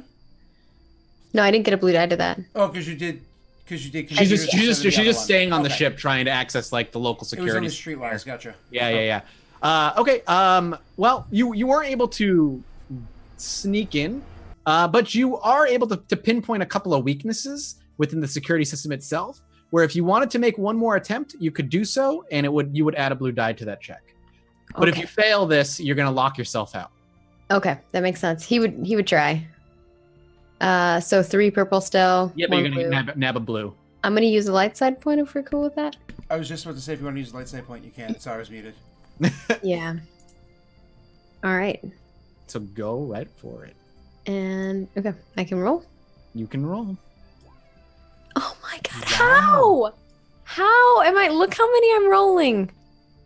Wow. Eventually, the firewall itself adapts to your tactics, whether it's being done by a droid or an AI or a person. You're not sure, and you're pretty positive that their security systems is constantly being attacked anyway, being on Tatooine. And eventually, all those weak points and all those routes that you were following are sealed off, and you can no longer penetrate it. Not without a good chunk of time. Oh, you little bugger! Yep. Wow. You know, that's typical for this show. Like incredible amount of dice. I know I have three. It's one of your best checks. Right? And Yeah. also I have 3 yellow and 3 green and a blue. Like that's insane. Again, he's mentioning firewalls, meaning you were slicing. Maggie, don't you have slicing tools? Oh, I do have That slicing. give you a blue die? you're looking to. Just roll the blue die. I don't know if it'll really help. I do have slicing here, Yeah, it could have helped the first time. which allows hacking into computer systems, sometimes making. If you want to roll 1 blue die to add to your first roll, just go ahead and roll a blue die right now, and that'll be to your first roll. Okay. And then Sorry, we'll my see. bad. I just remembered. Is there a way to add like +1 blue die to? There is a code. Yeah, it's like +1 BL. All right. I think. So nothing. Okay, so it failed the first time, and you failed the second time Oh anyway. my god. So it doesn't matter. Jesus. But you I got have, a bunch like, of the- advantages. So those advantages basically translate into you, unless you want to spend them, but basically you not being pinned, like your ship not being pinged, that's where it's coming from. Yeah. Cool. Oh my god. That even makes it worse because it's like 2 blue. Oh Yeah. my gosh. That's Oh, funny. That is really funny. But that's probably like the first day is your first roll, and the second day is your second roll, and like you just spending the entirety of your time, I imagine, wires hanging, data pads kind of like dangling from different spots in different areas, all showing different codes, some of them flashing red lights, others being like a green bar filling up. And I just imagine Trig is just walking around as he's like looking at all and clicking things, and no matter what he can do, he can't get through. And it's Yeah, infuriating. he's like jumping up and hitting something. Yeah. And I'm assuming Ogre could even probably hear just a lot of clanging as things are getting clanged and thrown and moved. As Yeah, Donnie's like bringing me a drink with a straw. And I'm still like typing. But yeah, you were not unfortunately unable to crack the firewall in the local area. Yeah. Good. Moving on. You just hear Trig shout, You bastard. or Yeah, I mean, yeah, bugger. you bugger. Yeah. That's how the 2 days are spent, with Ogre off the ship for the most of it, and Trig never leaving it as he goes through tempting hacks. And the dawn of Bunta Eve arrives. Now, you are probably woken up by loud celebratory noises well before the two of you usually wake up. Even if you're morning people, even if you like to be up when the sun rises on whatever planet you're on, the celebrations and the music and the cheering and all that stuff hits even before the first. Daisy, turn it down. All that's Daisy actually floats in, and is like "Merp, merp, merp, merp, merp, merp, merp," and it's Don't not lie her. to me. I know what you do sometimes. And she grumbles and floats away.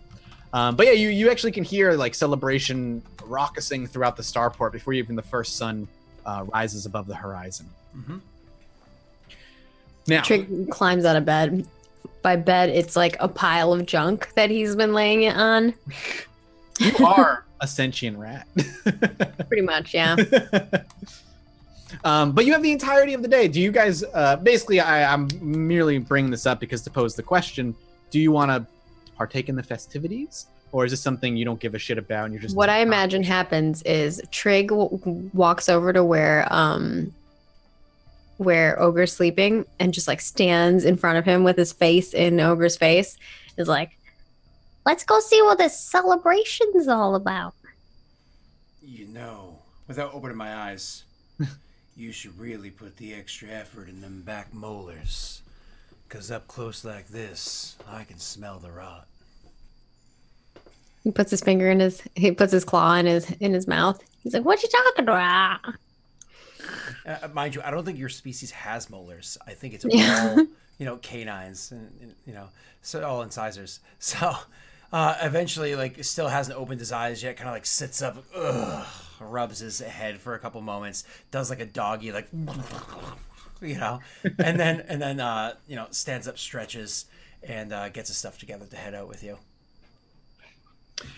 As you leave the ship, you actually see immediately, even the guards themselves at the starport, while they're not drinking or drugged, they're being festive in their own way. They have little what's the word I'm looking for? Like little streamers and stuff that are kind of like all around the starport itself. So it's like decorated. The starport itself is decorated for Bunta Eve. But while you, Scott, know what Bunta Eve is, at least what it used to be, when you start seeing like the decorations and the stuff that's playing on the hollow displays and whatnot, it's all like silly shit that might actually piss off Ogre. On one of the hollow displays is a rendition of last year's play of the fall of Jabba the Hutt and how he died. And it doesn't seem to be very accurate. You don't really know how he died, but it doesn't seem to be any of the rumors you had heard. It doesn't seem to fit. But somebody dressed up in this even overly more so grotesque costume of Jabba the Hutt that has boils where you're certain he didn't have boils before, as he's like regaled in crown jewels and credit chips by his feet. And then the scene plays out where somebody walks in with a big rifle and then just mows him down, and all of his slaves are set free, and they pour out, from behind the stage. They come crowding out into the stage, and then they pour out into the audiences as the audience stands and cheers as the slaves run free, and the corpse of Jabba kind of falls to the ground. Again, just a person in costume. All this is kind of what's playing around. You actually see little figures of Jabba hanging from what is more or less a noose from the ceilings as he looks dead, hung there. And this is what is being celebrated as you walk through the starport. I guess People are Trig's probably laughing. commenting on everything. The streamers, he's like, Oh, I like those. Those are pretty. I think they should have picked a different color, though. Those color clash. and then with the play thing, he's like, that's not how guns work. And then for the last thing, he's like, that's a bit gruesome. So he doesn't give a crap about this stuff. This isn't an actual ancient. Yep. You know what I mean? These are just people with these little toys and whatnot. People celebrate stupid things all the time. You know, so he doesn't care about this at all. It doesn't bother him. As a matter of fact, he's just annoyed that he has to be amongst all these people when it's kind of hard to check your corners. Yeah.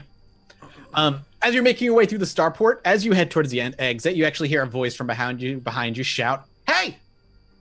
Hey, you two, little rat person and the big guy." Hey, As you turn to face an old man in raggedy clothes, and he's got a big grin on his face, and he's got a scraggly, longer beard, kind of comes over, and then he walks up to you, and he reaches into his pocket. He's like, "I got something to sell you." And he reaches in, and he pulls I up. don't know if I want him. You will after you hear me say what it is. Universal translator, over 50,000 languages. You I speak don't need English. that. I already have a lot Motherfucker, of languages. Mathis. He's like, I'm just telling you, you don't speak every language in the galaxy. I guarantee it. This thing right here knows every language spoken, translates it perfectly. I'm just looking for 500 credits. It can be yours, and you can talk to any creature here in this here galaxy. I put my hand on top of the thing that he's holding out. His hands Yeah. all over. I put my hand on top of it and I say, "Sometimes, old timer, you just don't want to be hearing what they be saying. If you know what I mean." I don't agree with that. I think I should always know what people are saying. I agree with your friend. You should know everything. So how about how he actually, like, his attention goes from ogre right down to Trig. What do you say? 500 credits? You could speak every language in the known galaxy. I walk- 500 credits? No way. All right. What? 300. Nope. I don't know if I can go any lower than 300. This thing here is invaluable to the right person. I don't think I'm the right person. That's a shame. That's a shame. I'll find somebody Also- else. He kind of looks at it. And he's like, I can make it better. Do you speak every language in the galaxy? No, but I bet you I can make one better that speaks all the languages I know. With this, I bet you could take this and make a better one with what you get from this thing. Nah. All I right. like to make things from scratch. I'd probably just take it apart anyway. For 300 credits, you can do whatever you want. Yeah, but I could just get all the pieces myself for way less than 300 credits. It won't speak 50,000 languages, I guarantee. You'll be back. I'll be right here. They always come back. Always. They always come back. I Well, looked there's not a lot of people around you, so I don't know if they always come back. It's Boonta Eve. It's a busy time. Not a lot of people flying in or flying out. I looked at Trig and I say, because I'd already walked past him and was like looking around to make sure that this wasn't some sort of a setup to keep us in a spot while people moved in. And I imagine not, because it hasn't in the other sessions either. And and I turn to Trig and I say, "Hey, Womp Rat, you want that thing?" I don't know. Do you think I need it? I pull out a grenade and like flick off the pin for it and like let go of it, so then have it so it's like about to I can just put it off, and I put that in his hand. Do you keep And your then hand on it? I remove my hand from the grenade, and so he's got a live grenade unless he lets go of the clip that's right there, and I'm like, "There's your trade." Coercion check against oh my god, that's horrifying. against 2 purple, and you're gonna get a blue for doing what you just did. Okay. Am I good at coercion? I don't think so. I don't know. That's intimidating. Oh my god, I'm terrible at coercion. Really? I'm not good at like talking to people in any way, whether it's coercing, charming, or any of that. I can't. I didn't know you're bad at coercion, but It's based off of We're willpower. like the most not good talking to people. Like when you he's a jerk, and I'm like annoying as fuck. My people have been the slaves to the Hutts for over 25,000 years because they didn't read a contract. They're bad at willpower. So My people live in trees and get murdered by tsunamis. would it be coercion anyway? I mean, could that be no, the coercion is intimidate. negotiation? Negotiation, not quite. He is negotiating. He's like, you can have the grenade, and I'll take the thing. No, he's saying if you don't give it to it, you're gonna eventually die anyway. No, Oh yeah, so he's totally threatening him. I agree with coercion. that's where it stands. So Yeah. as you say that, and like you let go and pull the hand away, and you're like, that's your trade right there. In a pure panic, he just dumps both of them on the ground. I Ah! will go to catch whatever one I can. Oh, which Whatever one does she one you have. catch? Oh, that's a good question. She is Maggie. I would like a, let's see, coordination roll, please. Okay, Against, let's see. this is where we die. I want to say it's going to be against 3 purple. If you fail, what's the worst outcome? She I blow touches up? the translator and the grenade hits the ground. I'm also going to make a coordination check. I'm totally Sure. going to use a light side, and I'm definitely going for the grenade specifically. But we'll see Okay. what happens. So light side, I'm going to give myself that upgrade. I imagine Sure. I don't have the blue die anymore. Correct. So coordination, here we go. Okay. Oh, dude. As When he I drops, don't need it, when I only have 3 greens. Oh when my he immediately drops it and panics, Trig, you reach out and you catch the translator in your hand as Ogre reaches out and quickly snatches the grenade before it touches the ground. So I hold the thing shut, but it's a grenade. It's already been triggered. So that Yep. means I either have to throw it in the air in the right time so it doesn't blow anybody up, or I hand it to the mechanic to see if she can quickly disable it. Okay, yeah, I can try to disable it. Yep. You got Let's them see how skills. failure I am. Meanwhile, the old man runs off screaming, "Guards! Guards!" I'm not worried about it. How So if you want to try and kind of, it's going to be a mechanics check. yeah, but what am I rolling against? Oh, I apologize. It's going to be against 3 purple. Okay, 3 purple. And let's see if I get anything else on this roll. End of episode 0. Please make new campaign characters as you. Yeah, I blow know. That's what I was saying. I was like, oh no. Do I give a blue die? But no, I imagine it's No. too small, too finite. Yeah. Yeah, it's tiny, and she needs to do it while holding with one hand, so it's going to be difficult to get a blue. Okay. Yeah, and I don't have my tools on me, I don't think. So I don't get the extra blue die to the mechanics check. All right. You could bring it back onto your ship. Are we close to our ship? You're the starport. When you let go of the pin of a grenade, it's not like you can just like recatch it. Oh, It's yeah, like you're the right. fuse is already lit. Unless Oh, the how many future- rounds does it take to go off? That is so usually a grenade you throw it and it blows up, like that's fine. So that's Okay. that's like a cinematic thing more than anything else. Gotcha. I got a success. That was close. Too close for With comfort. with a bunch of advantages. Maybe you saved it. Maybe it's reusable. Oh, yeah, that'd be nice. So, That's 3. it's almost like I imagine this all takes place in the matter of like 5 seconds, where you're like, boom, he drops it instantly. You catch it, hand it to her, and she just like him Him. rather, and pops. I will get it. I will get it. I promise. It's okay. You were Terra for so long. It's her in my mind. You quickly like pop off one of the sides of the grenade with a couple of wires in, and with one of your longer fingernails, you just kind of reach in and just go and pull the right wire, and the beeping kind of And I hand it back to him. I'm like, there you go. and it fades. Definitely repairable, salvageable, not immediately reusable, but you can make it reusable. I grab, Repairable, salvageable. Probably can't use it, so I don't know. But it's pretty. I grab the pin, I put it back into it. I'm gonna walk down and then like put it back onto like wherever I'm holding out my stuff and just keep walking. Sure. And you guys actually make your way out of the starport. Fine. I'm gonna mess with the thing that I caught. Sure. What do you want to do? I'm just gonna see if it actually translates languages. Sure. What language do you speak into it to see if it translates to I just Galactic? start making like a bunch of high pitched squealing noises. So I'm speaking it to it in Chad. Okay. I say to Trig, really now that lullaby again. Hey, I like it. Look, my mama used to always sing it to me.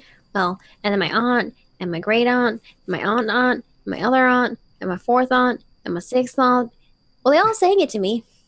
And I'm sure you didn't have anywhere near as many nightmares as I did the first time you sang it to me. Who could have a nightmare? It's about the big green fish. It's the best green fish ever. Everything is about the damn big green fish. So as you like speak this lullaby into it, and you're waiting for it to like speak back. Actually, one of the sides is a screen, and the screen actually flickers on, and it takes a while. Like, you ever find a really old computer and you have to wait for the hard drive to spin up. You can actually hear something spinning up on the Oh inside. my like gosh, Fallout. this thing is loud. Yeah, and then eventually you see words start one at a time. Blink, blink. There once was the greatest fish known to man, or known to Shadra Fan, and it just goes, and it's slow, and it's like clearly taking time to process. Oh my gosh, this thing's so slow. I think it needs a better processor. I close it down, pocket it Sure. in one of my things, and I'm like, I can fix it later. I'll probably just take it apart, put it Finally, back together. the most important device I've been trying to get in your hand since episode 1. You have. It only costs me nothing. Yeah, it only costs you nothing. But yeah, you pocket it and make your way into town. The plan then to spend all day just kind of milling about, probably close to the building, or what is the plan for the two of you to spend your day doing? I'm sure we're gonna get like some weird kind of food item that we're eating. Like he's taking it up. Trig is like getting into it. You get so as you walk around, then you actually see children in masks running around. One of them's usually in a Jabba the Hutt mask. The rest are in like various different masks chasing Jabba with toy guns and toy weapons. And we could do that. they're shouting at one another as they run down the street alley and then down alleyways. Little animals, womp rats specifically, you can actually, little tiny ones are running through the alleyways as well. Lots of people already drinking at this hour, just as the sun starts to crest over the horizon. The party has seems like it's When been we see the Womp Rats run by, I'm like, you really think I look like one of those? I look at the Womp Rat, look at you, look at the Womp Rat, look at you, and then I start following the Womp Rat, saying, "Yo, wait up," or sorry, hey now, wait up, little one. Oh, the joke persists for a couple seconds too long. Yeah, of course. And eventually turn back. Trig is just like cross-armed, like. And eventually you make your way to what is like the center of Mos Eisley, where a lot of tents and kind of haphazard, slapdash little marketplaces are put together. And you got a lot of people are selling slug on a stick. They're like roasted slug-like creatures that have been toasted over a fire. I'll take one. You guys just see him cooking them over there, and you're like, "Oh, I'll take one." And he's actually a Gamorrean. He's like, and he walks over and grabs a couple of sticks. He's like, and hands them over to you. I take them and I bring one back. And then he holds out his hand for credits. I pay him some credits. How many credits does he want? He's like 2 credits, like $2. Okay, I'll pay 2 credits, and I hand over a slug to Ogre. I eat in one bite. I don't savor You it. just eat one bite, and I'm like taking one bite up, and I'm like, Oh, you must have been hungry. Yep. and I take another bite, and then I like offer you mine. I take it, Yeah. finish it in one bite. I was gonna say, it might not. Well, you might like how it tastes. It tastes like a roasted slug. I imagine that doesn't taste great to us, but maybe to a Shadra Like fan. crunchy more on the like a outside and bat. smushy on the inside. Yeah. The Gamorrean actually snorts in like when you say that out loud, he snorts happily. He's like, "That's the best way that they are supposed to be cooked. You get the flavor of the inside and the crunch on the outside to add that extra texture to it. You don't get a lot of that here on Tatooine." Well, thank you for the opportunity, sir. Hey, you know that house down that way, the big one. Yeah, he just looks up to you. He's like, "What about it?"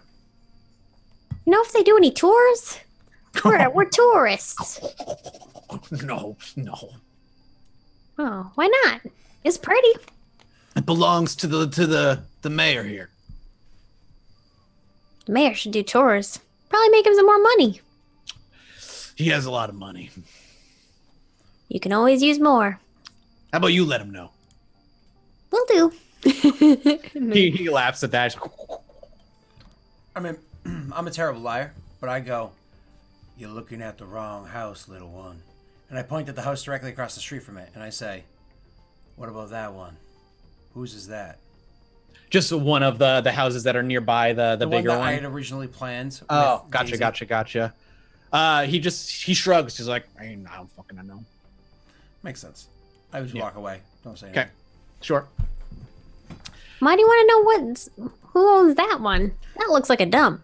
I open up my data pad to the where it was that we had like the more or less the battle plan sketched out with like the appropriate lines. Oh, and right. arrows and Now I remember. I close it up again. Are you sure you don't want to just walk in? I open up my battle plan, the appropriate All lines. right. Close it up again. You're like one of those cat people. You always have a routine and you have to stick to it. Gotta have a little bit of excitement in your life, Ogre. Yep. Sometimes you gotta go with the flow, you know? Mm-hmm. Mm-hmm. There's a lot of yups and hms, I imagine, in our friendship. And so we start, I imagine we get, because we're not necessarily going directly to the mayor's house, we're going to the one across the street, But Yep. Mike, I would like to check out the mayor's house and exactly see how much guard is there during the event right now. Sure, absolutely. You can, as you walk your way down that away from the main area where people are bumping into you and children are running kind of between your legs, and one of the kids actually kind of grabs the hold of Trigg's hand at one point and is like, "Come on, let's play!" And I point my gun at it instinctively. Trig is going, and then he's like, Oh, you're such a as you you're point such the a gun, grumpy party pooper. the kid gets scared and immediately runs off like, "Ah, I'm telling Sorry, maybe we can play another time. Mm-hmm. Why do you gotta do that? Mom." Does that happen pretty much anytime you're interrupted by anybody? I mean, Like, it's- drunken people are gonna walk over and just be like, "Want to offer you a drink and let's go celebrate." anybody that goes at Trig gets a gun in their face.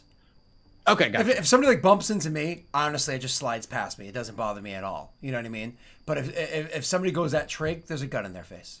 One person actually will, like an adult, clearly, like, granted, it's early in the morning and people are already drinking. And this guy has been clearly drinking since before the sun went down last night and is continuing. He kind of stumbles over and he goes, "Oh my, in the name of the prince, I've never seen a Jawa without its hood."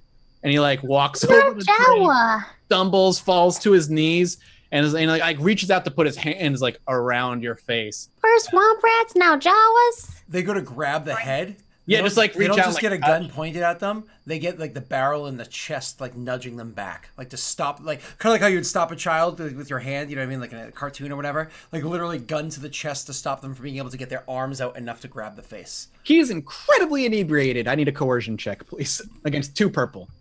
A coercion check. Yeah, and you're trying to intimidate him, and he might not even realize what the fuck's I happening. mean, if he doesn't know that there's a gun in it, and you keep those Yeah, ones. no. He kind of like looks down for a second. He's like, "Really? I just he's like, I just never touched a Jawa before." And he kind of does like, continues to reach forward, not in an aggressive manner, but this time with like fingertips. Oh, how'd I roll that shitty? God damn it, I keep rolling shitty. I gotta punch the guy in the head. I don't know if As you that go- doesn't connect or. Yeah, as you go to punch him in the head, he actually slumps over from being super drunk, and you just miss him because you weren't expecting him to fall over on his own without being touched. But he does. He slumps to the side, but is kind of reaching up from the ground, just being like, I've never seen a Look, buddy, I'm not a Jawa. What do you mean you're not Jawa? You look like a Jawa. No, I'm a Chadrafan. Your Don't let you name's- touch me. he puts his hand out. Yeah, he reaches out. He's like, I didn't know Jawas had names. Hello, Chad. No, I'm not Chad. You just say you were a Chad. I mean, that's my. That's You know, short, You I should guess. come. You should come get a drink with me, and you could tell me what it's like to be a Jawa. Let's go. So when he was on the ground, I just ignored the whole situation. But then when like a moment later, I realized what was said. As you know, he's kind of like climbing up, and he's going to walk off. Trig's going to walk off with him. I'm like, hey. To Trig, like, hey. Oh, I thought you were trying to say it to the other guy. What? I point at my gun and gesture towards the building that we're standing in front of that we got to get into. Oh. What? I Oh, don't you know want me about- to open the door? Okay. No. I don't know about you, but I got me some credits to get. Okay. And so, more or less, I'm just like, we're here. We got to do the job now. And so I don't know if Trig still goes off with the guy or not, but can I Oh, make a Trig was perception? not going with the guy. Gotcha. Okay. He was like, He- "Can we go now?" He was saying, "He was saying, can we go now to you?" Oh, I'm so sorry. I misinterpreted that. Yeah, he was Gotcha, not gotcha. saying it to that guy. Gotcha. It's like the one time you're letting him talk to somebody, and it's not somebody he wants to go with. So he's So like the guy walks off, still talking clearly, thinking he's talking to you, maybe. But even without you in tow, he never looks back, and he just mumbles away as he stumbles off. So And that's kind of the mood of this place. So you want to go to that? You want to kind of case the joint more or less and see what it's like guarded right now. yeah, because we'd seen it before. I'm not even going to go around back. I'm just going to look at the fronts, the area that Yeah, I'm of about to be course. shooting at. It's an easy perception check. 1 purple die. Okay. You two, Max? I'll take a look. I mean, I'm looking, so I don't know if I'll find anything. I'll pass you a blue. Are you sure you want to pass that my way? Yeah. Okay. All right, here we go. No, Well, you're easily distracted. You know, you're easily distracted. I am very easily distracted. This is true. Exactly. So Ogre, you kind of walk down past the center of Mos Eisley, like I said, and you kind of go past it, not to the outskirts, but a little further away. Eventually, the dirt road kind of gives way to a little bit more of an open area that has the building at the end, a couple of buildings on each side, and then the rest of the city behind it and beyond it that you can see. When you look at this building itself, you actually see quite a few guards during the day. At the very front, where there a door, there are two guards, one flanking on each side of the door. And in this little open area, you actually see a couple of people patrolling around a little bit, just meandering on the open. But more importantly, as you look at the actual building itself, you actually see a couple of snipers posted on the roof of the building. Perfect. Yeah, you see two at the top, and then two more, one level lower on each side flanking. Because it's a 3-story building, so it goes higher, then it kind of goes wider on its second floor, and then on the final floor it goes wider again. So it's almost pyramid shaped. Cool. And you have 4 snipers total on the roof. And that's the fancy house or the This one is the across fancy street? house. This is the fancy house. So we had originally planned to start the assault from the building across the street. Is that 2 or 3 stories as well? The building across the street is a 2-story building. 2. Okay, so we want to be on the second floor, not the roof of that one. Okay. Right. So we're not going to go walking in, like kicking in a front door where it's very obvious and immediately in front of them. But like I'll totally walk around the back way, and if the door is not open on its own, we will knock in the door, or he'll of that building. Yeah, or he'll slice it to open the door of the building immediately across the street. Yep. Yeah. When you approach that building, do you do so stealthily? I mean, we literally just walk around the building. So it's against the building across the street. We just walk around it. We're just people in a crowd. And you just go up to the door to see if it's open, and it is not unlocked. Yeah. So this is back or side door, not the front door. Right. Correct. This is the back door. So it's locked. Yep. Okay. That's you, Mags. All right. Let me see what I can do. Let me see. He pulls out his slicing tools and he's going to try to... I did not bring those for you, just so you know. But I will Oh, actually... no, I carry the slicing tools on me. I'll reach into my backpack and, grab for my comm, because it's a big comm. And I pull it forward, and I'm just like, because however it connects. And I'm just like, Daisy, please tell me you got your damn nuts and bolts off that ship and you've headed over to where your spot is. And it basically just says, I'm already there and waiting. Well, you didn't roll against any difficulty. Oh. Damn it. Can I just roll the 2 purple dice? I mean, I did that with the blue all out for the perps. Oh, yeah. Oh, shit. No, that's amazing. You still got 3 advantage and 2 successes and a triumph. Yeah. Okay. So how the hell are you going to use those? I'll let you narrate the triumph if you'd like. Yeah, he goes up to the door and just kind of pulls out some of his tools, clips it into the door, kind of does a bunch of mumbo jumbo with it, and it just like unlocks ever so lightly and doesn't like there's no case of like that anyone has messed with the door at all. Like it seems like it's perfectly fine. Wonderful. The door is now unlocked. It can slide open, no problem. Do you do so? Yeah. Okay. As the door slides open, do you stealthily walk in, or do you just not care? I walk to the second floor, make my way to the front window or the front row. So Ogre just kind of stomps his way in, and Trig probably close in tow. I assume you shut the door behind you, lock it. As you make your way up, you actually but you just walk into the room that's going to have a door, and there is actually a person there, sitting in a chair, reading something on a data pad with a rifle leaning up against the wall. Perception checks, both of you, against 2 purples. Oh boy. And you're both going to get a blue die added to this. Oh. For partly because of your triumph from earlier, from just a minute ago. Sweet. Yeah, I mean, I don't know how else to triumph from a door unlocking. I triumphantly failed with a with advantage. Don't worry, I'm blind. Maggie, I would have passed you my little extra advantage there as a blue. Go ahead and roll me 1 extra blue die then there. Yeah. But I got my triumph, whatever that's going to equal in the future. Don't blue give die me anything. Nothing for you. You had a triumphant failure. I have terrible luck. We should just make you roll the perception checks. Okay, so that's what you see. You actually see this guy leaning in a chair, like sitting in a chair reading something with a rifle kind of leaning up against the wall next to him. Otherwise, the room is very barren. With a ogre with a simple warfare check, please. No purple dice at all. Okay. I think I'm like the most perceptive so far with 2 yellows that I lose all the time. It's easy. As soon as you walk in and realize there's nothing here but a guy here, this whole, likely, at the very least, this room, or more likely this whole building has probably been retrofitted to be just a guard tower, like a makeshift guard tower camouflaged. The window clearly overlooks one of the best views of the mansion itself. And this guy is super, like, as you walk into the room, his eyes quickly kind of jolt up from his data pad, and he scrambles to reach for his rifle. Totally. Do you give him a shot? Do you even let him? Do we roll initiative? You surprised him. I'm going to give you 1 free action, both of you, before he gets an action here. Maggie, do you want to go first, or you want me to? You go first. I feel like you're usually the one who's first to act in combat scenarios. I pull out a grenade, pop the pin, throw it on the ground in front of him, and say, "Run." That's a lot of noise. Are you bluffing because it's the grenade that's a dud, so there's no light? He doesn't know. No, of course he doesn't know.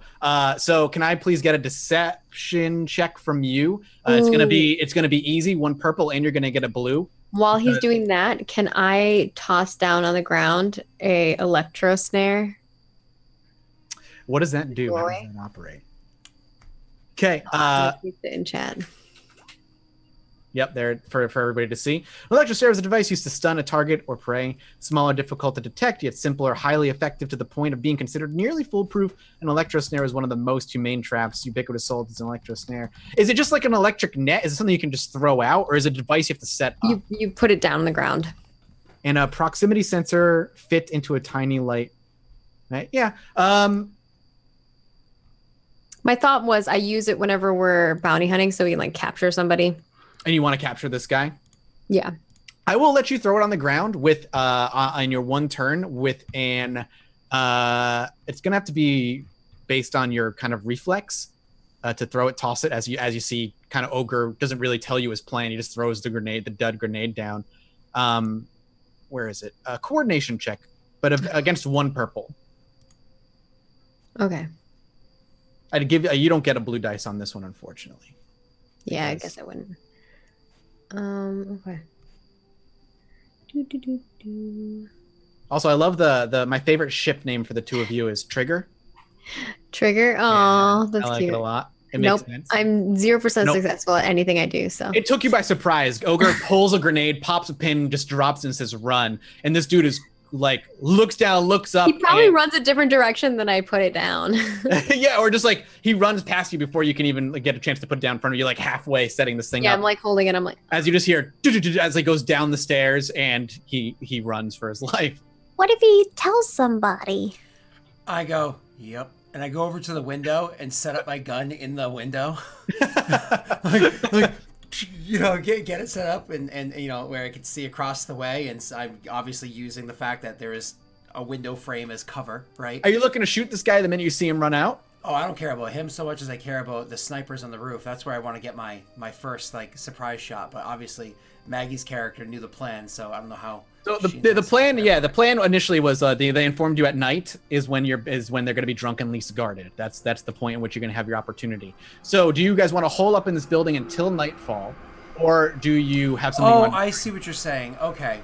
Yeah. So if that's I imagine the case, this happens during the day anyway because you want to set up. You want to be in a spot that is advantageous to you. Gotcha. So then I probably wouldn't let him get out of the building very easily. Okay. So in that case, runs, as he like runs past me and like goes down the hall, down the stairs, whatever, I'll probably like lean into the stairwell and just take the shot at him from behind. You're welcome to do so. What's the because you're firing down on him, he's run down the stairs. You're gonna get a blue dice because you're gonna have range, height advantage. Close range, doesn't that penalize you because you're so close with the rifle? No, it's not engaged. Okay. So go ahead and do that, and it's gonna be against 1 purple because his back is turned. He's not paying attention. So is that 3 blue or what or 2? I get one blue, right, Mike? Yeah, you're getting a blue for being above a high ground. Do I get to aim as well? A turn to aim? The building is to aim and then the action. Oh, maneuver to aim? Then yeah, you're absolutely welcome to aim. Okay, Use your maneuver to aim. Cool. Just give me 1 second. I just want to double check one thing really quickly because I haven't played this character Is yet. it 2 purple? Okay. Or... So I'm gonna take that shot. That gives you another blue. That gives He's you shooting two it. It's against blues. one purple. One purple. Okay. One purple. Yep. All right. I'll take my shot. Ready? Mm-hmm. I feel bad Oh, for this boy. guy. Yeah. That's 17 points of damage. Jesus. Yeah, you I imagine just kind of like lazily lean around. You're like, I can't let him get away. Kind of just level your rifle at him and pull the trigger. And with one blaster shot that just connects with his back, he's kind of does that arched back move as he just falls down the last 3 stairs and lands face first in front of the door the two of you walked into.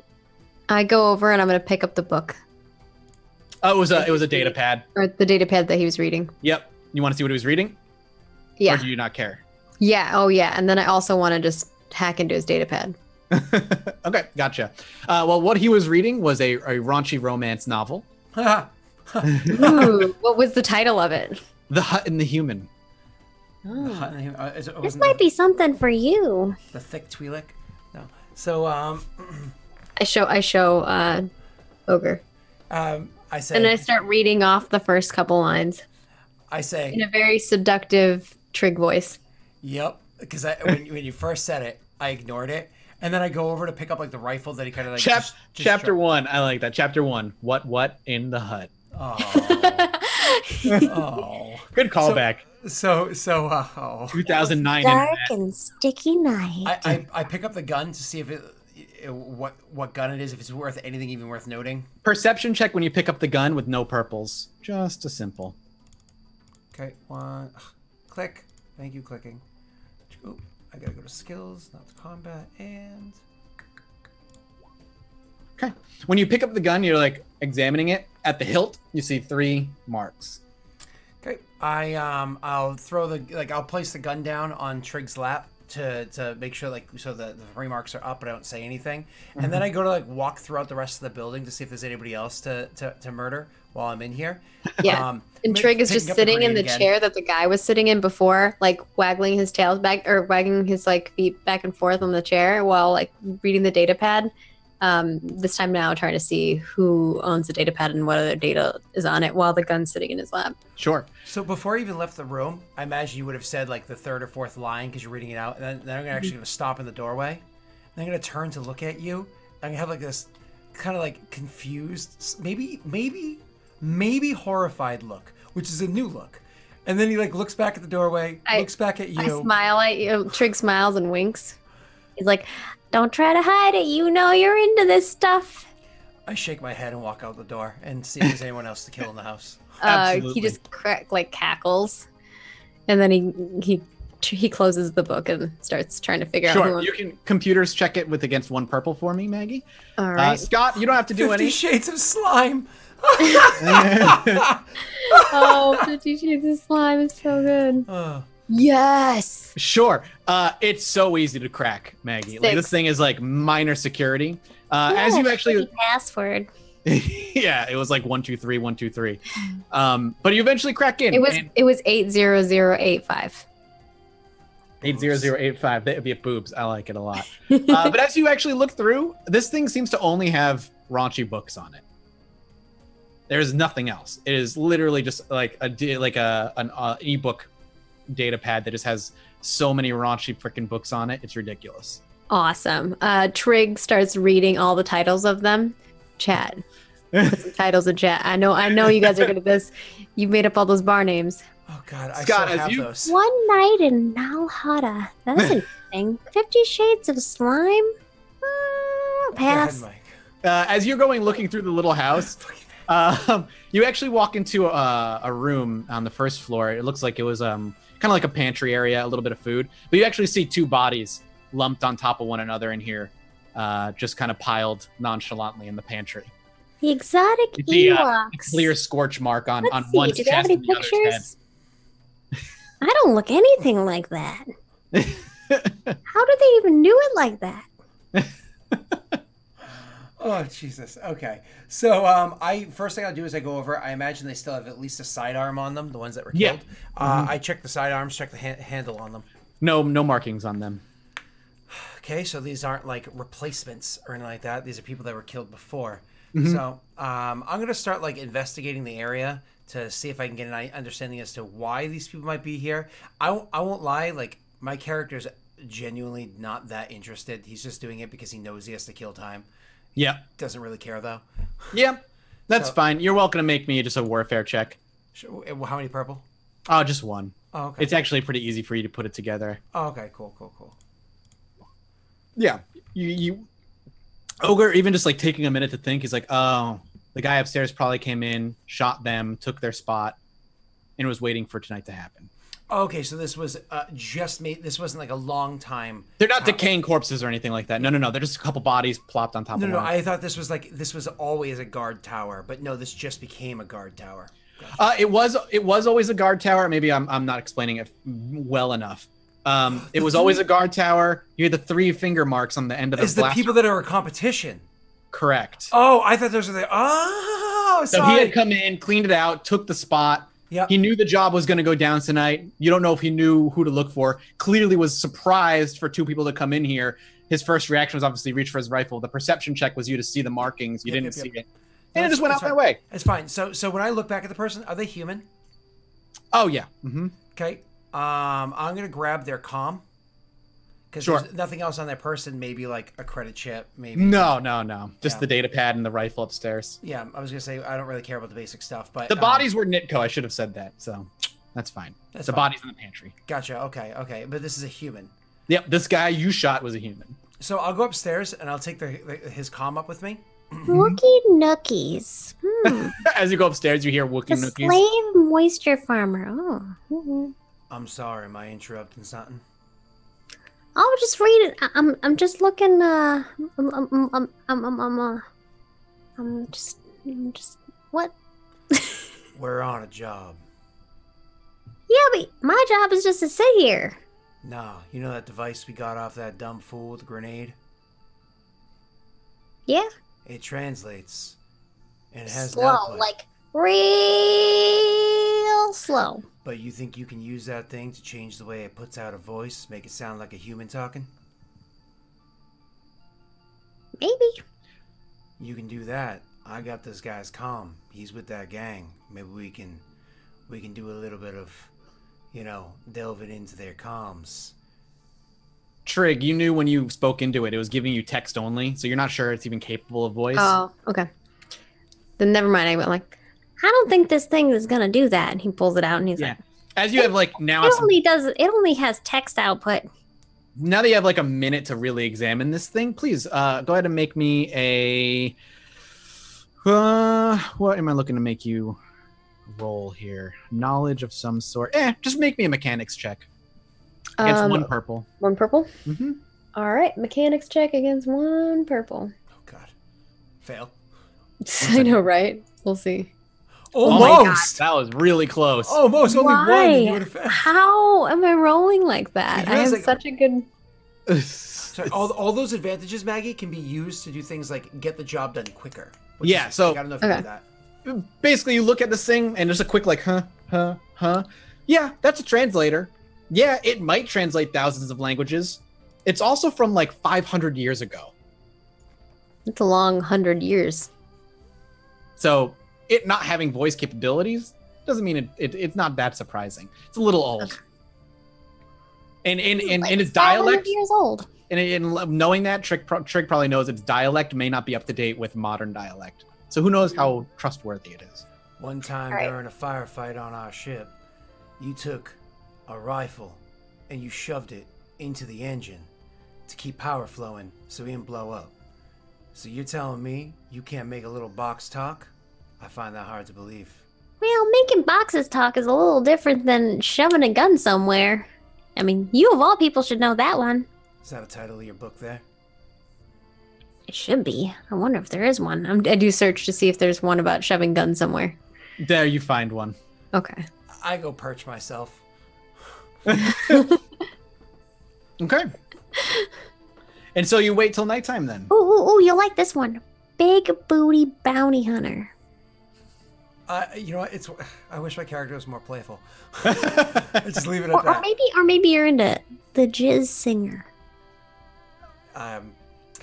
Do I have a radio in my helmet? The It's actually- Jedi enforced entry. So anyways, I just sit there and wish for the hours to pass. And the hours will trickle on by. And we'll pick back up after the next break for the final bit of the job. Motherfucker. Ooh. Be back in a moment.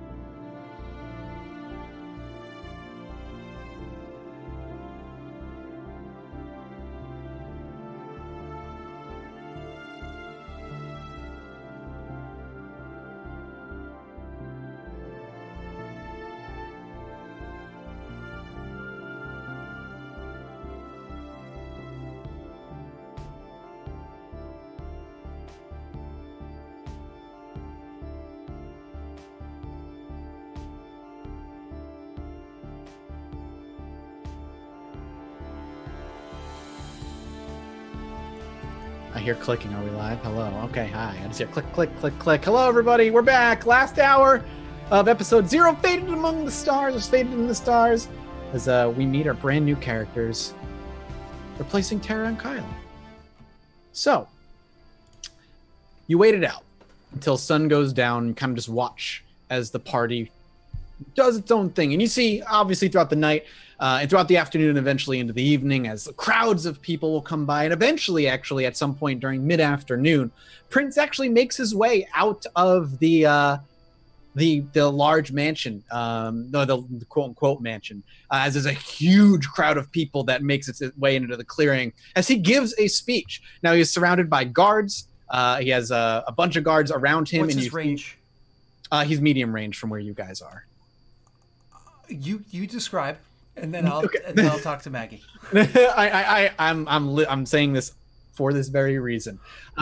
Eventually, so you actually notice first that people start to trickle in, and they don't trickle away. Usually, people have been coming and going, but people start falling in, and more and more and more. And this actually catches Ogre's attention, probably perks him up a little bit. What the hell is happening? As all these people start to swarm to this clearing, filling it, people shoulder to shoulder, humans, Bothans, Rhodians, you name it, a couple of Wookiees, that kind of thing. And eventually, the front door, their double doors slide open, and a row of 6 guards, 3 on each side, file out shoulder to shoulder.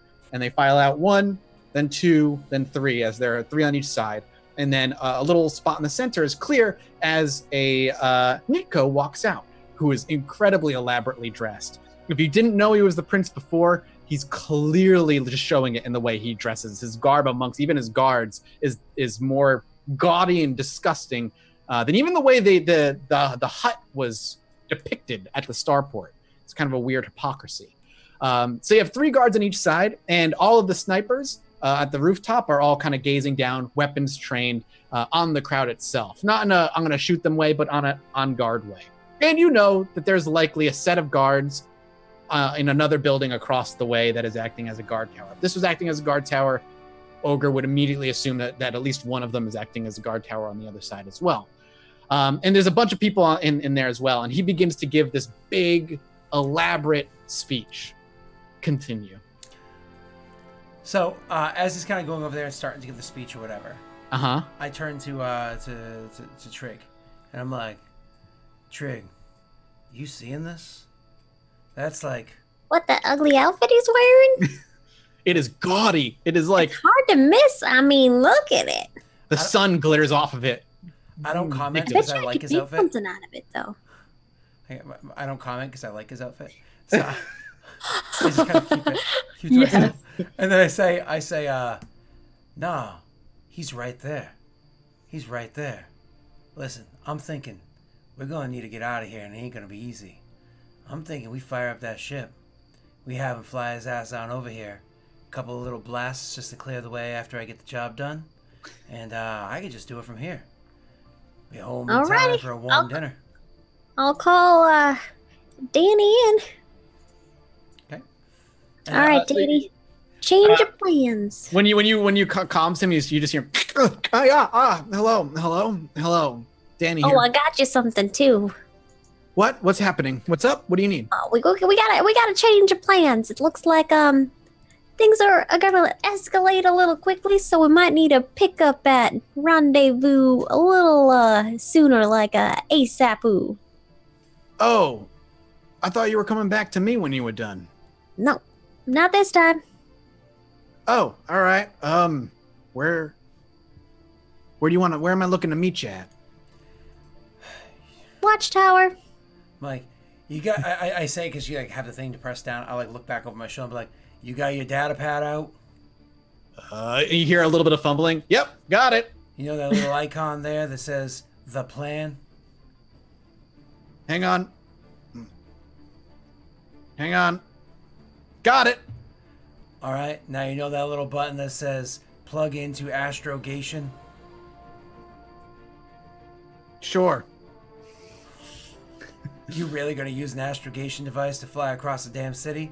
What's the matter with you, boy? Well, listen, Ogre, listen. I don't want you to shoot me, but you ain't that stupid. The city's packed. Where am I gonna land this thing?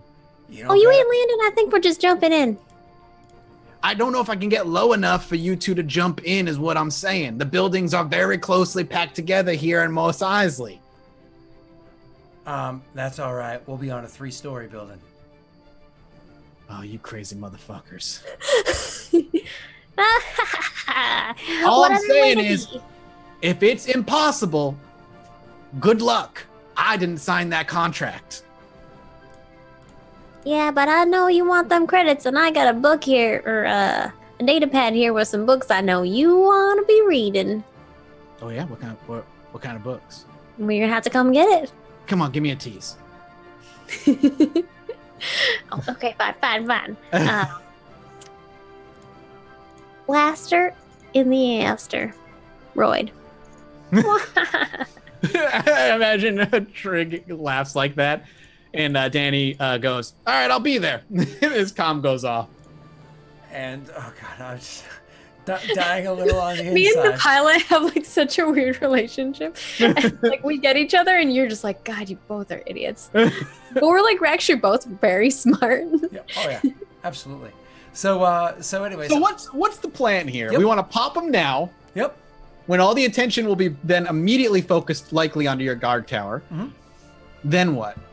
Well, so we have a ship that's flying by because we're not going to be able to immediately get across the way and all the way up there easily, especially like snipers and whatnot. There was only a short gap to run, so I'm genuinely not that worried about running the gap to get to safety, especially with crowds. It's just shooting through the people and the guards that might be around. That would be a problem. What do you mean? Sorry. You want to get to the 3rd floor of the big house, right? Correct.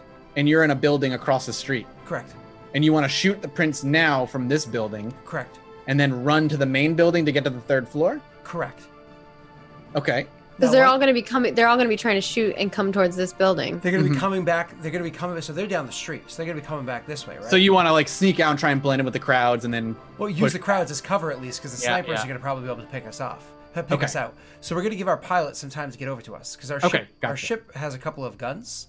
Yep. You know what I mean? So it has 3 guns. It has missiles. It has a dorsal turret, which we don't need anything about. And then it actually has a front-mounted laser cannon. Now, it's important to note that because they're not things that necessarily require you to sit inside an actual gunnery chair, concussion missiles and the front-mounted laser cannon can actually be shot by the pilot themselves. Right. Yep. So the pilot can actually fly over here and drop a missile at a group of bad guys. And since one it does 6 damage, that's 60 damage to personal units. Oh yeah. That it would clean out a hole for us to get to where we need to go. And the building doesn't need to be standing. The building that doesn't need to be in one piece. It just needs to be tall enough that we can get to a 3rd floor to get out. You know what I mean? Because he said, he can't land too low. Right. Maggie said we're going to jump right in. Okay. So it's not going to be an easy fight. But Maggie, please feel free to weigh in. No, this is retarded. In a good way or a bad way? In a good way for viewers, probably in a bad way for us, but it's gonna be great. That's what I'm thinking. I'm thinking of you know what? Fuck it, let's go all in, right? It's a very Star Wars plan, right? Yeah, no, I love it. And so because it's Star Wars, right? So I'm thinking that we have to give a couple moments for the pilot to make his way over to us, so that we have that backup. So as soon as I take the ship, because if they hear the ship coming, they're gonna react. So we have to be able to take that shot, and that's gonna be able to. That in one maneuver moves several extremes in personal level. You know what I mean? That's not an issue. Right, of course. Yeah. He'll actually ping you when he's close by. Okay. So you know when he's there, and he will. Doesn't take him long. I mean, I'm going to line up my shot, and if I remember correctly, the number of consecutive rounds that you aim. Now, I have a question, Mike, and this is... I imagine it caps. It does. Yeah. I think it's... spending consecutive in this adds an additional +1. But I can't aim for too long, because if I do, then... snipers would notice me, right? Yeah. So just out of game question, how long do I think I have? 1 round I'm safe, but 2 rounds I'm not? Go ahead and warfare check me with against 2 purple. Okay. It's like a tactics thing that Ogre would probably think about. Sure. Oh, I always forget to click skills first. Oh, no, I'm in vehicle.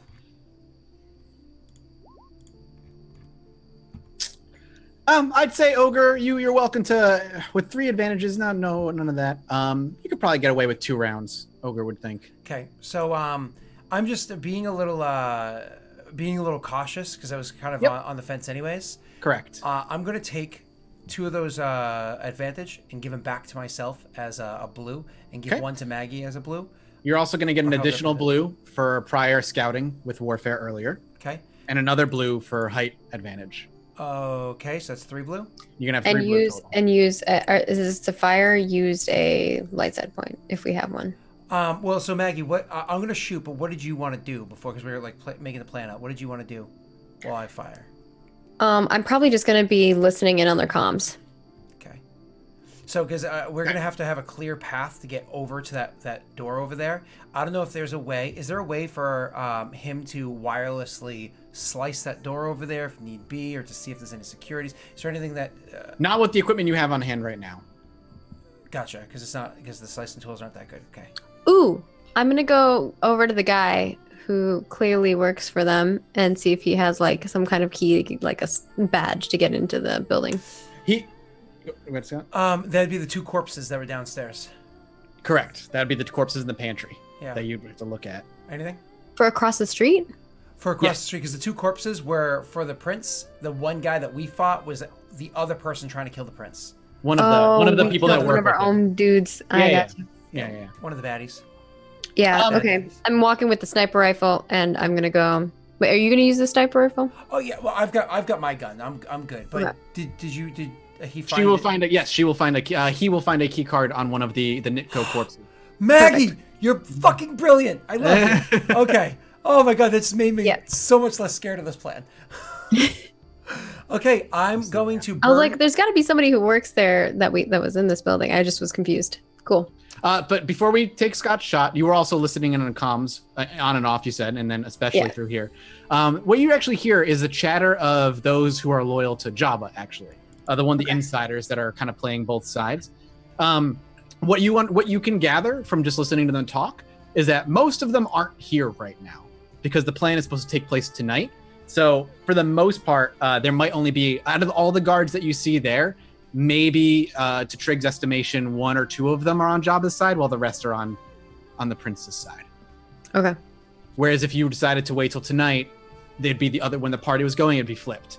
It'd be mostly Jabba insiders, and then a few Prince loyalists. Okay. I relay this information. Yep. I say I'm having a feeling like them insiders are going to be playing the chaos. They're going to be causing a little bit of havoc for us to get the hell out of here. Well, let's hope so. Because if they don't, well, let's just put it this way. Don't miss. Do I ever? I mean, there was a couple times. I mean, And then I start telling a couple. I like start mentioning all the times he has missed. Okay, so then we had to run, and luckily Danny was able to pick us up. Okay, how does defense work specifically? Okay, so defense. Refresh. How many defense do they have? Because you can only have defense from one method. You can't stack things like armor Correct. and shields. And how much defense do they have? 2. So that's 2 black dice. Okay, you're I gonna add get 2 black to dice to your roll. Ignore how many black dice. Let's find out. I have something that ignores black dice. What is it? For my attack rolls, or did I not apply that to my thing? 1 second. Is it a? Oh, you know what? add-on? No. I actually know what else I might do. Hold on. Brace removes. Oops. This is a brace maneuver, so nope, don't need that one. So I know exactly how to get rid of those 2 black dice. Okay, how? Okay. So I'm going to one maneuver is going to be to aim. Okay. That's going to give me a blue, Yep. and it's going to give me my 2 upgrades because I have Yep. true aim. And then I'm also going to spend a burn 2 strain to give me a second aim, which I'll use to remove the 2 black dice. Because you can remove 2 black or gain 1 blue. There you Okay? go. So I burn 2 strain to do that. Okay. Before I make my attack roll, I'm calling it now. I'm going to put this on auto fire. So I increase the difficulty from 2 purple to 3 purple. Okay. What range is he? Medium. I just want to confirm that I'm doing this right. Yep, from 2 purple to 3 purple. And I am ready. I'm going to use a light side point. Okay. And I'm going to downgrade his defense. Okay. And I'm going to use a dark side point to downgrade your attack.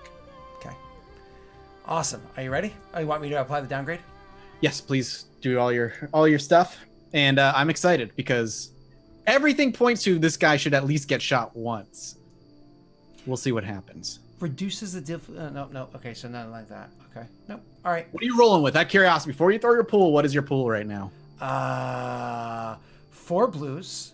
Okay. So I'm against 2 purples. I'm rolling 4 blues. I thought you were against 3 purples. Oh, but you used up a light side point, right? Correct. Against 4 blues, and I'm sorry, where's my skill? This is ranged heavy, so upgrade, downgrade against 3 yellows. Okay. So sorry, 4 yellows, 4 blues against 2 purples. There we go. Okay. For all intents and purposes, that should be an incredible success. All right. Are you ready? I'm ready.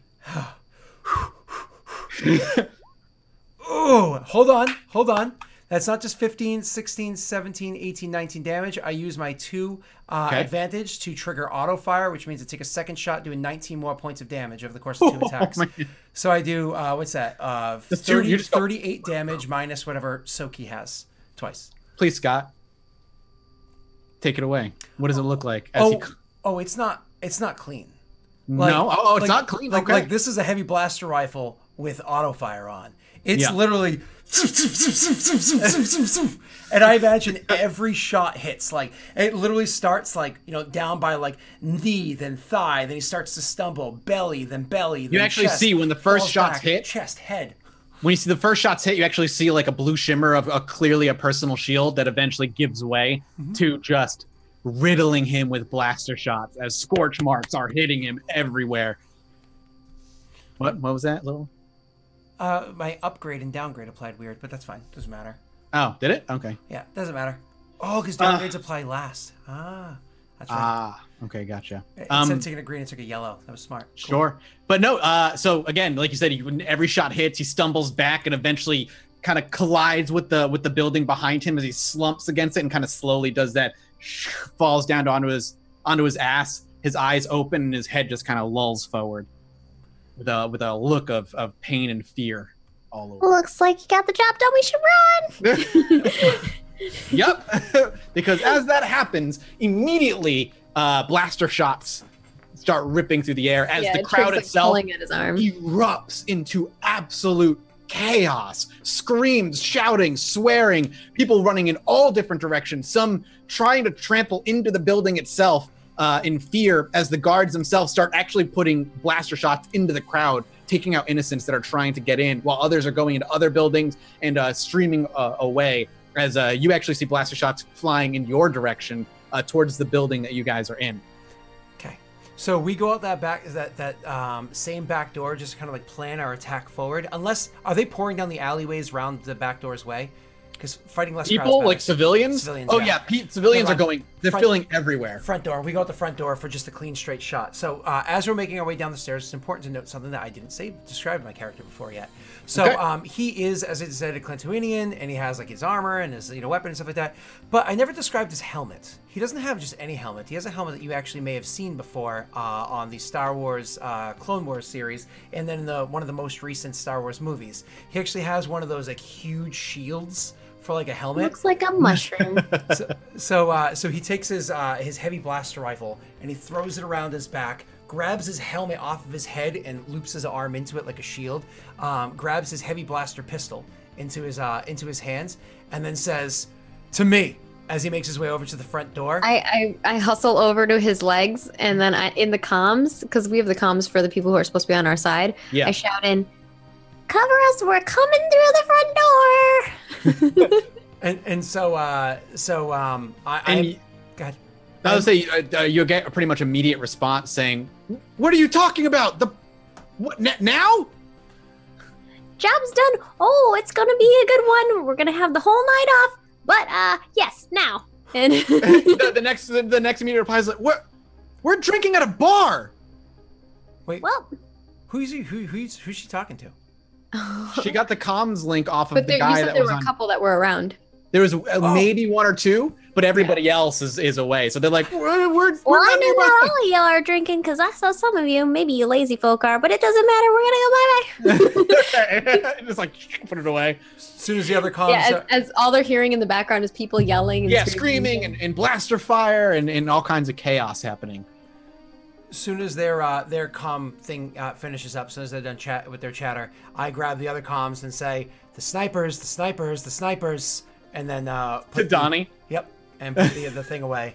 And I imagine we can hear the ship on its approach. Oh yeah, I was gonna say the next thing when you hear that, a few seconds later, you actually hear the loud rumblings of a ship clearly descending from a height where it was safe and breaking like what you Oh, I consider can a safe hear distance. Finley's on her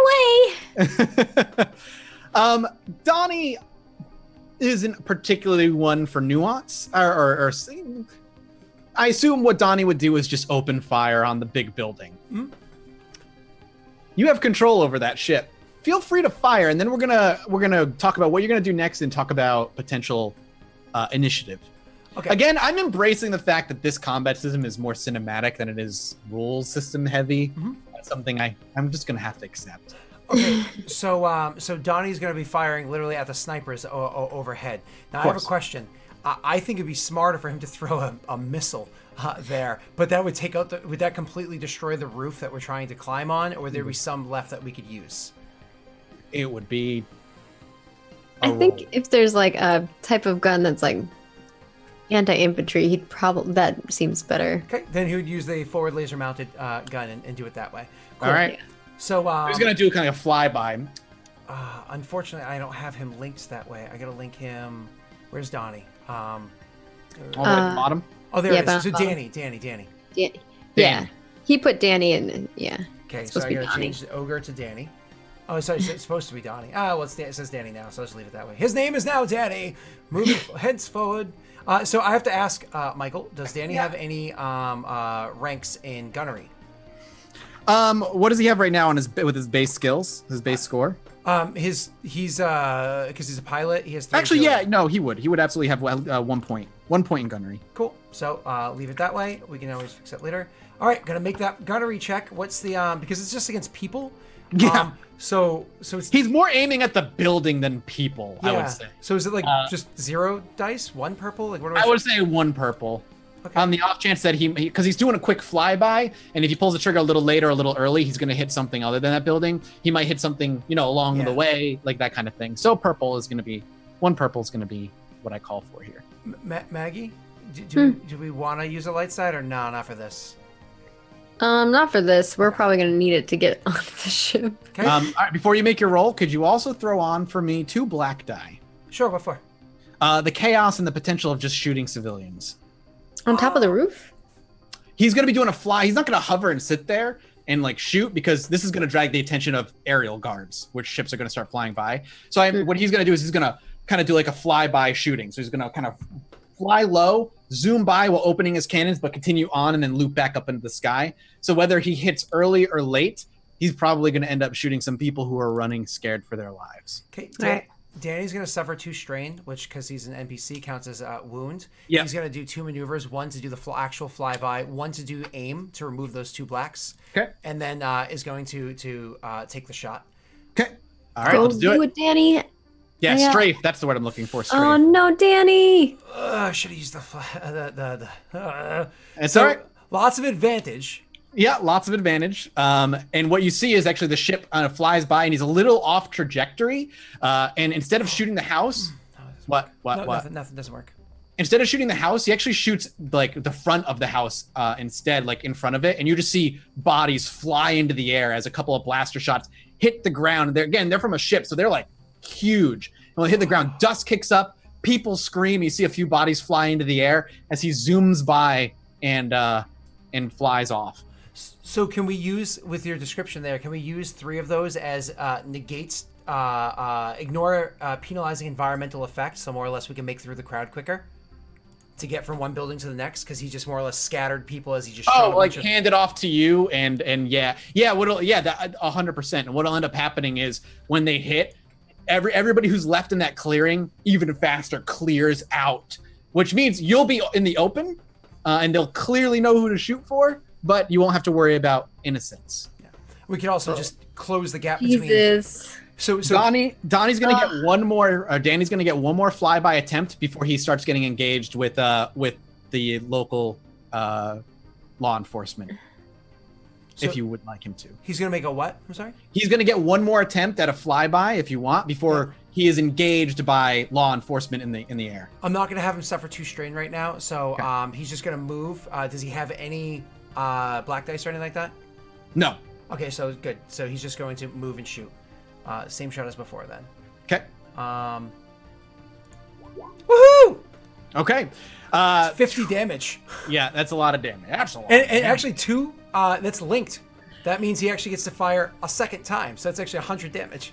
Oh, Jesus Christ. So he does a quick like loop-de-loop off as he flies off and then lowers himself and immediately comes back. And once again, kind of readjusts this time for the mistake he made last time. And you just hear over the comm, sorry about that. And then boom, boom, boom. Another few lasers actually collide with the building. The first one actually hits the side. Huge scorch mark. Second one knocks where 2 of the snipers are. They go flying. You get that Wilhelm scream as they go off the roof and flying. And another one actually hits some of a couple of the guards that were on the ground. So 2 hit the building, 1 hit the ground, but hit the guards on the ground, and they also get sent flying off. Okay. And then at this, as you watch him kind of go up, you actually see a bunch of Z95 headhunters kind of descend from above and start engaging him in combat, as he now needs to maneuver with them. Wait. Multiple ships that were already kind of in the area? Yeah, like local security. Gotcha. Okay, cool. So, all right. So then we're gonna make our way over across. So my plan for like our approach on this one, because you're so small, you're silhouette 0, Maggie. My idea was like I have my shield out in front of us, and you're like between the shield and me. So I'm like sandwiching you for defense, and we're like gonna rush across because it's a small gap. It's just across the street to the door, and you have the card to open us in. Let's get initiative rolled for this. Sure. Okay. We don't have. Oh, we do have character sheets, Mag. Sorry, And this tokens, is Maggie. going to be cool because we're prepared. Oh yeah, you're prepared. Oh, it doesn't matter Meanwhile, anyway. they I wouldn't. suck at anything combat. So, Set 1. Set 2. all right. Okay. Whoa. Where is initiative? It didn't pop Here up we for go. me. Hold on. How many did you roll for NPCs? 2. Okay, so too much is here. Let me see for 1 second. You rolled. Trig is a 1 and a 1. I was a 1 flat, so those are there. So this other PC I was a 2 and a 2 and a 1. needs to go away. You were 2 and a 2, so this needs to go away. It just wasn't clean last time. And Oh, let's is Danny an reorganize. NPC? Descending? So it's weird that it doesn't fix correctly. No, two groups of minions. Yeah, so Mike, you get to go first, and then we get to go. Okay. You're going to have both of my groups get to go. Okay, gotcha. You didn't roll for Danny, right? They're kind of doing off-camera combat more or less. Yeah, that's what I assume. Yeah, don't worry about that. Okay. So actually what ends up happening, as you guys make your way into the clearing and start making your way towards the mansion, towards the big building, the other blaster fire from the other guard tower that you assumed was a guard tower starts flying out into the open to take a shot at you. They're going to be rolling against just 2 purple. Hold on. Yeah. Hold on. It's more than just 2 purple. So my shield is going to grant to, at the very least, me. It's up to you as to whether or not you think I can also give that to Maggie, because how I described her being between us. Against blaster fire, my Kyuzo War Shield is deflection 2, so that's defense 2. So 2 black dice. Okay, 2 black dice on that. Yep. Okay. And do I have any other abilities, Maggie? I don't think I do. Do you have anything? For what exactly? To make it so it's hard for them to hit us. Yeah, I don't got nothing else. I mean, that's not my specialty. Okay. I got a green fish, Okay. Just making sure. aka some faith. What range are they, Mike? They're also medium because you're in the open now. So 2 purple. So they can. Okay. Yep. Cool. Okay, I'm just gonna use their weapons. And this is minions, so there's like 5 of them or so shooting, group of them shooting at you, all from this Okay. building. They're minions. Yep. Okay. Cool. There we go. A little scared. Filet Oh my mignon? God! Fucking missed horribly. Okay. Definitely filet mignons. So, Mike, I'm gonna spend that to the active character loses. So since it's 1, any benefits they would have had prior to this, they lose. So like if they had a guarded stance or anything like that they may have set themselves up an aim that would have set themselves up with, they lose that because that instead of strain. All right. And then the next group will also shoot at you. This is the guards coming from the main house that are firing away. Mm-hmm. They have a little bit better aim, not by much. And they are going to be shooting, obviously, for the big guy with the gun. So Scott, they're going to be shooting at you, but you have a soak of how much? 4, so I take 2. So you just take 2. Mhm. So you have fire coming from your left and fire coming from in front of you. The one on the left misses. It hits around the ground as you guys are running. And I imagine you're in like a full sprint as dust kicks up as the blaster shots hit the ground. But as you're running towards them, they have a little bit of an easier time. And as blaster shots are flying towards you, one actually just clips your armor a little bit on your shoulder, making you not reel back, but kind of do that like stunted, like, and then, but keep pushing onward. What? Okay. So, like you said, keep pushing onward. The Yep. 2 groups. So it attack goes us. to you two now. So, like, it was just across the street that we had to go. So, is that only a short move? Yeah. Oh, yeah. It's just going to be out. And now you just take another move and you should be across. Cool. So, So do we have to take 2 moves? well, one Nope. maneuver to get One across, maneuver. right? Yep. One maneuver to get across. Okay, 1 maneuver to Correct. get across. Okay. Yep. And then, Can I swipe the badge? Yeah, so you kind of run by like a bunch of crowd people. A couple of the guards are a little bit off on the side, so you just run past them as they're firing at you. The door in front of you is obviously locked, and actually to your side as you run up to the building, you actually have a very clear view of Prince just wide-eyed, slumped against the building, immediately next to you. Oh, But- can I jack something off of him? Maggie, you only have so much time. I'm curious if you want to or not. You can reach down and grab something, but it'll eat your other opportunity to swipe the card. It'll leave you outside for exposed for one more round. No, I'll swipe it. He thinks about it though. Thought there for a minute. Yeah. So like I imagine Trig's eyes like looks down, looks up, Well, double takes. actually, Basically, you have like an ornate necklace. this will be kind of a cool way to initiate or to talk about this. You see one of his eyes kind of, it looks a little bit more different than the other eye. So I'm going to paste this in chat for you, and Sure. you can say whatever you think. Oh you want. yeah, gotcha. So he actually has a basically when he got his eye scratched and gouged open, his eye was like useless, and so he has a fake cybernetic eye. Sure. A lot of the Gives stuff, him appraisers. actually, a lot of the things on him, as your eye kind of quickly throws information in front of you, are worthless. They're counterfeits. They're fakes. They're not real at all, except for one thing: a ring that he has on his finger that has the hut symbol on it. It's worth, as far as you can tell, black market value, probably somewhere around 20,000 credits. That's a lot of money. It's a Yeah, lot I of take the ring. I don't swipe the card. Okay. All right, leaves you open for Sorry. one round. So No, Trig no, like no, looks no, up, hold on. holds it, looks down. Yeah, Trig holds the card up and he's like, Oh, one more minute. I'm like, little fucking womp rat. And I'm going to burn 2 strains to get a second maneuver. when I do that, when you say that, I'm like, You'll like this one. You'll like it. I burn 2 strains to get a second maneuver. Use that maneuver to open the door, right? Oh, okay, so you take the card from her hand, dupe. Correct. And then I still have my action, which I know is what she kind of used to be able to grab something, right? So when the door opens up, is there anybody in there? Not you hear movement in there, but immediately in front of you, you don't see anybody. I don't see anybody immediately in Not there. immediately in front of you, but you hear lots of footsteps happening. Can I hear like which direction people are coming in? Like Absolutely. Yep. Yeah, Awesome. yeah. If you listen, you can actually hear them. They're mostly off to the right, where the big room is that you knew you were supposed to be going to later tonight. Cool. Oh, can I do that? Oh, no, I can't because it still technically requires a maneuver. Damn it. Then I'm going to lay down suppressive fire on those around us since we're stuck outside That for a adds a round. black die to them, to their shot. Give me Or is that even an action you're just kind of flavoring? Or can I do that? Hold on 1 second. Fuck. Because I had to spend that extra maneuver. I need to make one NPC character sheet with every weapon on it, and I can just adjust as needed. I know there's that I know would be suppressive cool. fire is a thing. It's just not a basic thing to do. It's an action as opposed to a maneuver. Yeah, I'm gonna lay down suppressive fire, which I think gives them a black die to their attack roll against us. Top Okay. of my head, I believe so. Because I used 2 maneuvers to do that. So Gotcha. Interesting. That sucks. All right, so the first group is going to be Sorry. the group from the guard tower again. They're going to Can't even throw a grenade. they're going to keep firing at you from their position, but they're going to get an additional black die on top of. They already have the 2 that they have that they maintained from before. Scott, because you gave them 2 black die from before, and I just don't remember how you gave that to them. Because my shield.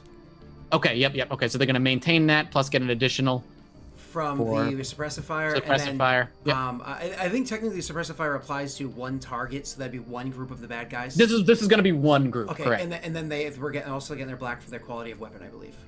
Yep. Yep. Okay, here we go. Jesus. Wow. Okay. Miserable failure. You actually hear just a second group of people. You actually hear a roar from your right hand side, and as you like look over, you actually see one of the guards with something in his hand. He's pressing a button, and a giant Wookiee with a collar around its neck getting electrocuted as it starts slamming through innocent people, charging at you to come to you. He's going to maneuver. He's going to get up to Scott, and then he's going to take a swipe. Oh, he was that close? Jesus. Yeah. Oh, yeah. He was right around the corner of the building where the other guards were. Yay. They're not far. Hold on. Never a black dice because it's different for melee than it is for ranged. I think it's only one black die from my shield. Yeah, defense is only one black die. Okay. And they're going to get 2, and he actually has a gigantic axe that he's beginning to Fucking Maggie! I just need to check something real quick on his skills. Just need to. I don't think I can help you. All right. Don't mind the name. Second die. I die because of Maggie. Don't mind the name of the person swinging. I'm just using his character sheet because. But the axe doesn't have any special abilities or anything like his character does. Oh, I'm sure. All right, here we go. 2 dice, 1 black. He's actually going to get an additional black because he is being tasered and used as a slave, so it's going to work against his attack. Yeah, I get nothing. And I'm going to use a dark side point to upgrade his swing. That's fine. I just need to get the dice pool open. There it is. Use dark side. Oh god, I'm so afraid of this right now. I hope this isn't going to hit as hard as it could. It can. I just hope it doesn't. I'm nervous. I'm nervous. I feel like I'm overdoing it. If so, it's Maggie's fault. 7, oh, okay. 8. It's only 8 points of damage. Ow. Yeah, I reduced him in his strength, so. So let's see. That 2. Does he take strain or? Give me 1 second. An opponent immediately. So an opponent may immediately perform 1 maneuver in response to this character's check. So you know what my maneuver is going to be. So he hits me. So as he hits with the axe, I take the 4 points damage after my 4 soak. I use that maneuver to stumble backwards into the doorway. So we're already moved the distance into the doorway. I like it. Yeah. You move from engaged to short as this axe, as you like that typical Wookiee roar of anger and rage, charges you with a loud thumping steps and just a wild, angry, barbaric swing, clips you and actually hits you, sending you stumbling back into the building itself. Yep. And that's actually going to be the second team's turn. Okay. So then Maggie, would you like to shut the door? Yeah. I'll shut the door. Step in, splice check to lock it. Okay. Or you just want to shut it and buy if I can make it so they can't come in, that'd be sweet. Yep, you can absolutely make a computer's check against this system's a little bit better than what you've been dealing with. Some money's been poured into it, so it's going to be against 3 purple. Okay, 3 purple. Let's see if I get anything else. Okay, I think I'm good. And I'll roll a computer. He needs a red die because he's high on spice. 3 yeah successes. So really quickly, just like I'm assuming, Ogre walks in. You like, I'm gonna lock the door. Ogre just kind of. Actually, Trig, he's like. They didn't look like that in the Wookie Nookies book. Just saying. And he runs over and you pop the panel and you panel off. Yeah, immediately start working through it, and the door shuts. And within seconds, you're like, "This is easy." Doors goes from green to red and is locked, and you can pop your data pad out. Now, that's going to knock the NPCs for their turn. They're going to be eaten. Their turn's going to be eaten. But there is going to be an NPC group in here that's going to get to roll in now. I didn't take my turn yet. Oh, right. Sorry. You stumbled in as for free. So yeah. So I turning around so that my shield is aimed towards, because I know that obviously Trig is locking the door as is our normal. I turn around to wield my shield and have my eyes that way. I'll actually crouch down, kind of like semi-dropping my blaster by my side, which is a free action. Because the kind of belt that I use, I draw a stim pack as a free action. And I spend a maneuver to hit myself with the stim, healing me for 5 points of wound. And then I'm going to hey, it's stim pack usage. Man, we don't get that very often. Know. Look at that. Because I'm actually playing a combat person. And then I'm going to spend my my action to use a second maneuver to actually pull out a grenade Okay. while still kind of I'm like crouched down, but it doesn't count as anything. Just kind of like a little low. Got a Gotcha. grenade out in my hand. yeah. Okay. Easy enough. Because after I do the panel, I still have a maneuver to move, right? Yes. I would move towards him and go towards where he dropped his weapon, so I can pick it up. I'm like the what's the person in golf that like picks and grabs you? Yeah, like the caddy. Yeah, I'm the caddy. You do what you need to, but then you let him do what he needs to do as you kind of plow through this building. Okay. Technically, Maggie, just so like rules wise, that's another maneuver. You would burn 2 strain to do that. I don't know if you... I'm not picking it up yet. I'm just walking over to it. Oh, okay. Just finishing the walk. Yeah. Yeah, Correct. I'm not picking it up yet. 'Cause we're, like, So you guys are set up this. right as you. So just to give you a layout of this interior, right when you walk in the door, it's actually when you walk in, it's very open to your left. On your left hand side, it's like it's just like a foyer, but a big giant one where there's just like a relaxation area, and then to your right, it goes down to a hall, and there's like a door on one of them, and that should lead into the big room, and that's where you're hearing a lot of the footsteps. So as you're facing the door, it's shut, but you know that there are people in there. So you imagine they're going to come out from there. I'm assuming you're facing that door? Wherever I think they're coming out from, that's where my shield is That's where you're aimed facing. towards. Okay. I have a grenade out, but I can't do anything yet. Well, they're going to roll into initiative, so we'll see where they fall. Okay. Curious.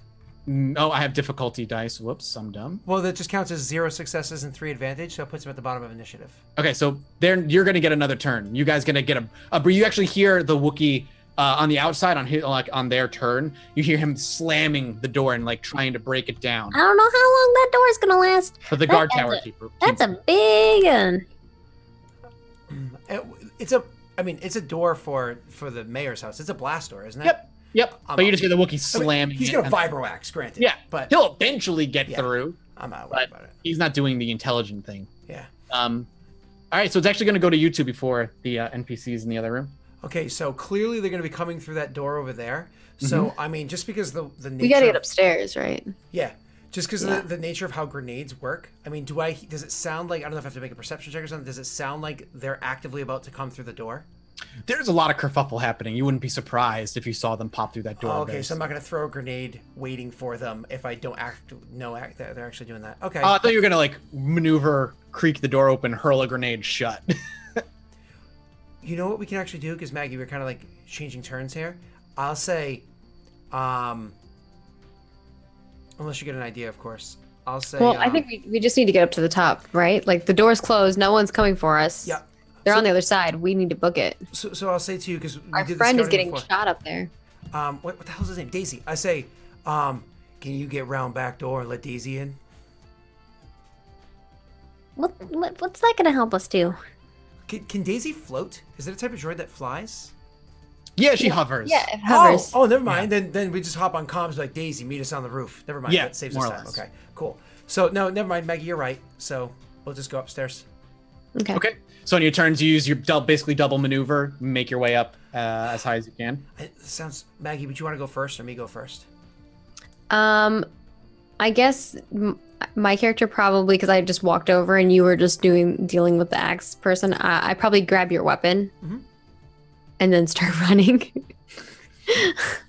Okay. Maggie goes upstairs first then.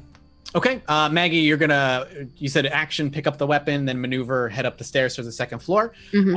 As you make your way up, and you see the second floor before you, it's actually like a I don't know, you know, like a lot of rich people have like a room that has got bookcases and a piano and that kind of thing. I mean, there's no piano here and it's not fancy, but So it's got like some instruments leaning against the wall, and there's like a pseudo hollow theater type thing going on up here. And you surprise a couple of people who are clearly afraid and clearly not guards, as they are in the corner of the room, like huddled together. There's like 3 of them, and they are 2 Rhodians and a Bothan. And they're just, as when they see you come up the stairs, they look fearful, and then eventually Ogre makes his way up the stairs as well. And Ogre, you see the same thing, and they're even more fearful. They're well dressed. They don't look dirty or anything like that. when I see that, because I make one maneuver to run up the stairs, notice that as well. I use my other maneuver to put my my shield away. So Okay. I literally just take the thing and I kind of like throw it up in the air off of my arm, catch it in my hand, and place it on my head and kind of like nuzzle it correctly. And then I just got a grenade in one hand, nothing in the other. Okay, easy enough. Down to the turn of the NPCs, you actually hear some lots of footsteps, and eventually they don't make their way up the stairs, but they can see up the stairs, and they're going to get a shot at you, but they're going to take black because they're shooting up, and you've got kind of pseudo cover going on. Sure. With I don't it have as my well. shield out. Yep, and boom, boom, and one black, two of those. Okay, here we go. God damn it. They just wheel around the corner and just fire away. Oh. Yeah, I just kind of like lean back just in time. Mm-hmm. It's a good thing I went up second, Maggie. Jesus. Just I don't even move because it just goes over my head. Awesome. On the other NPC's turn, perception. Can I just get perception checks from you guys? What's simple. One I part. mean, One. you can, one but purple, easy. One purple, you said? One purple. One purple. Okay. God. Jeez. Oh. I won't take that as strain. I'll give that to you as narration, or whatever you want to Same. do with it. Okay, sure. Actually, I don't take that. Never mind. There you go. Oh no, I have to take at least one. I get. All right, that works I too. think. Basically, what you hear is the banging of the Wookiee cease. Like it just becomes noticeable. Like the clang and the banging of the Wookiee ceases. That's all you catch. Oh yeah, I don't take that strain. Then it goes to you. God, I have resolve. Maggie, I'll go first this time. That makes sense. You're ahead of me now. Well, I'm still standing like right at the top of the stairs, so Yep. I'm going to use my action to toss that grenade down the stairs. Sure. Do I? How many people? Can I see how many people are down there? There's at least 3, but because it's the way the staircase is positioned, you can't see all of them. Yeah. So, because the way that their health works and everything, let me Yep. just look at my weapon before I make a decision. Because that applies to any. Oh, it has to be fired weapons. I think. I don't think it works for thrown weapons. Give me 1 second. Just gotta check one rule. True aim. True aim to gain benefits.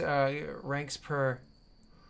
When aiming a combat check. Yep, just says aiming combat check. So that There you go. Okay.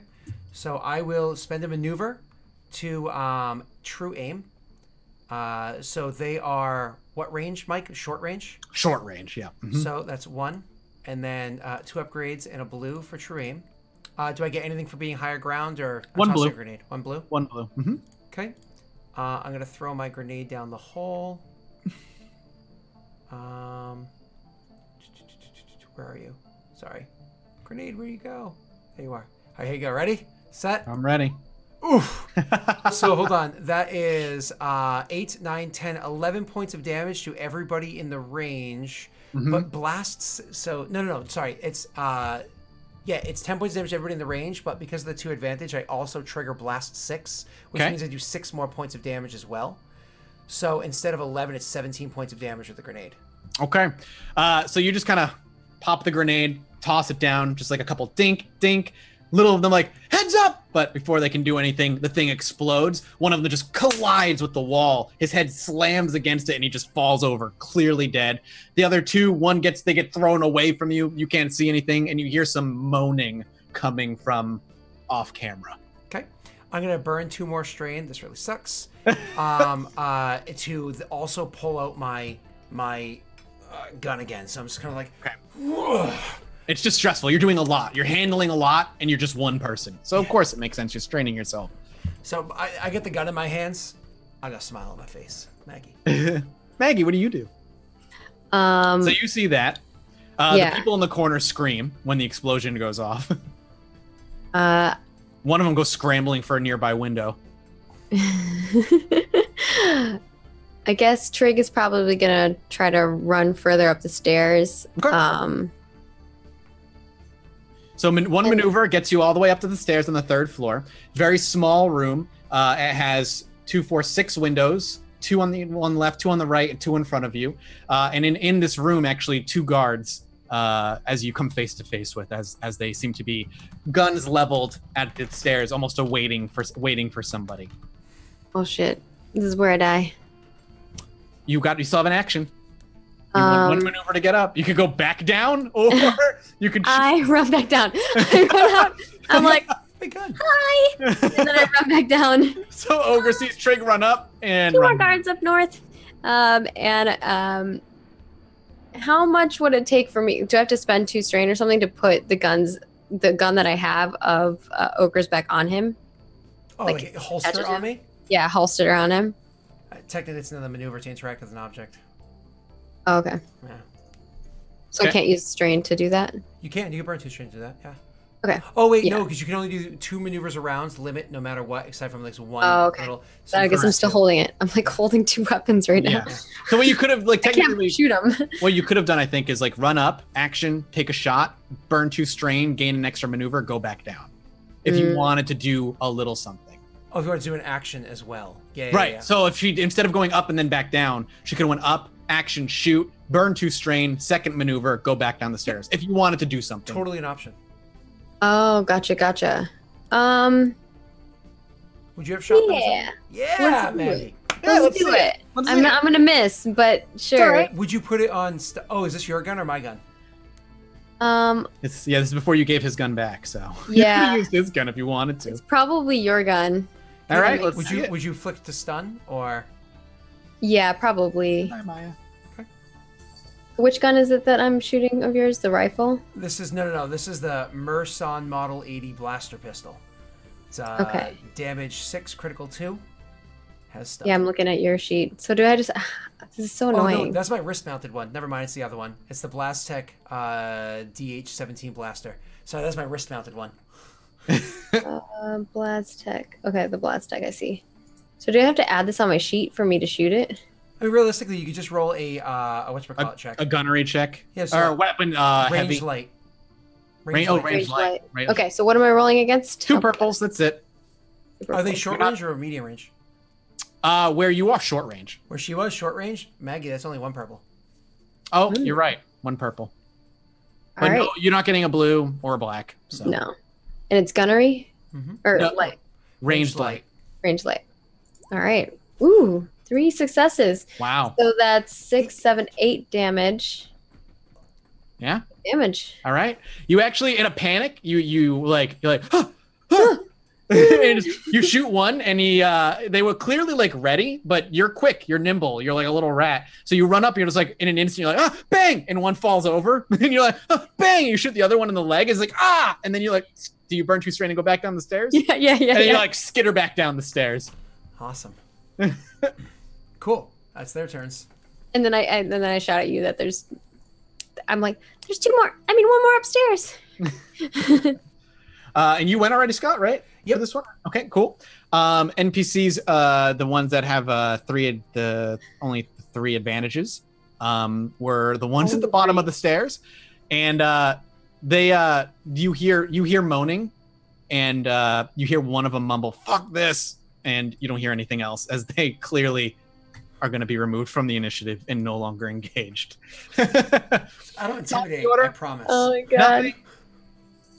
Nothing but that third set of NPCs. The third one that I rolled in was actually the 2 guards up top, and you don't hear anything from. I know you hear a shout from upstairs. Lay down your weapons, and we'll give you your lives. You lay down your weapons and I'll give you your life. And I love that Ash and Phoenix was like, they were ready for a much taller target, and then I got kneecapped them. Please, perception check against 2 purples. Both of us? Yes. All right. Skills. Oh, yeah. Skills to pay the bills. I'm always on the other side. Oh, wait. Oh, you rolled yeah, I me. saw Oh, thanks, something for thanks once. Maggie. Yeah, you rolled Ogre's character sheet. I Oh heard. shit! I was like, Why am I how, on your sheet? I was like, how did I just go from combat to skills? Okay. Sweet. I'm sorry, I was looking at your sheet for the damage for I'll the take other the win. thing. I'll take the win. Oh, I fail. Okay, you don't hear anything. Heal strain. Heal strain. Yeah, you heal some strain. Oh. Ogre, you actually you want to? You can take that. I don't give a shit if you want that as your role. It's still your character. It's his character sheet. Exactly. You actually hear after like the words given, you actually hear what sounds like clamoring out a window, and you also hear what sounds like some stomping footsteps on the rooftop. Yep. I already knew that was up there. Yep. Okay. All right, and now it goes to the 2 of you. Okay. So I have my gun out. So I don't think. So I'm getting the impression they're not on the third floor anymore. You got the impression that the one dude on the third floor crawled out a window. Yep. Cool. So I'm just going to this, free action, whatever. Wave my gun in front of everybody else in here and says, "Stay or die." And then To the civilians in this room. Yep. They just immediately and they just like immediately, stay or die. Stay or die.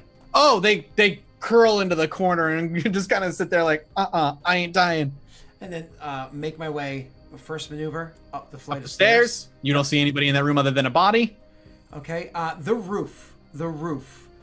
The roof is on fire. Not quite just yet. So hold on. The ship a couple moments ago flew by here. And You actually can hear the ship battle still happening. Sure, but it flew by here a little bit ago and shot at the roof. Mm-hmm. It didn't kill anybody, but it put holes in the roof, did it not? It scorched the shit out of the roof. Oh, but it didn't penetrate the roof. Correct. Gotcha. Okay. Just big blaster marks. What is the radius of the roof?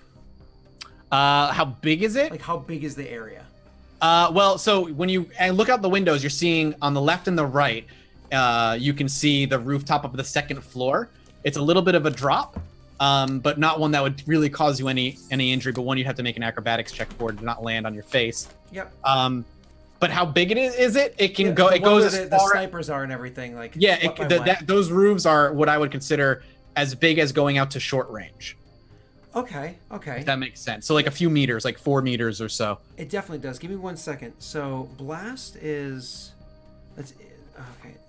No. This is a very Star Wars-y action scene. Hold on 1 second. I just gotta double check the blast radius of a grenade. Sure. I still love that. I like ran up the whoop. That was great. That was fantastic. Ran up, shot the guy right back down. I'm surprised that he hit. Frag grenade.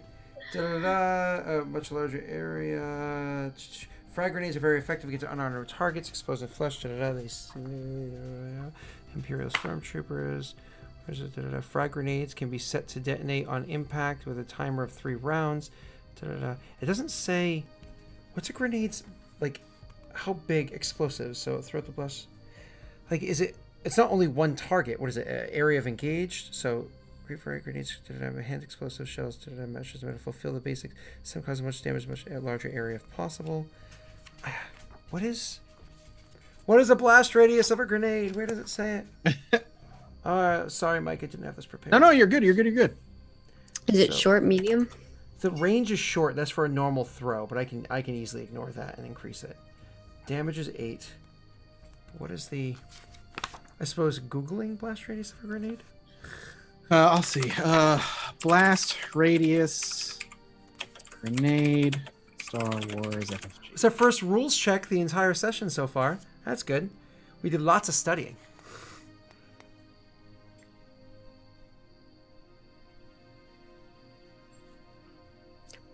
Let me just do radius of grenade instead of blast radius, because when I search blast radius, it just brings up the ability blast. Understanding grenades.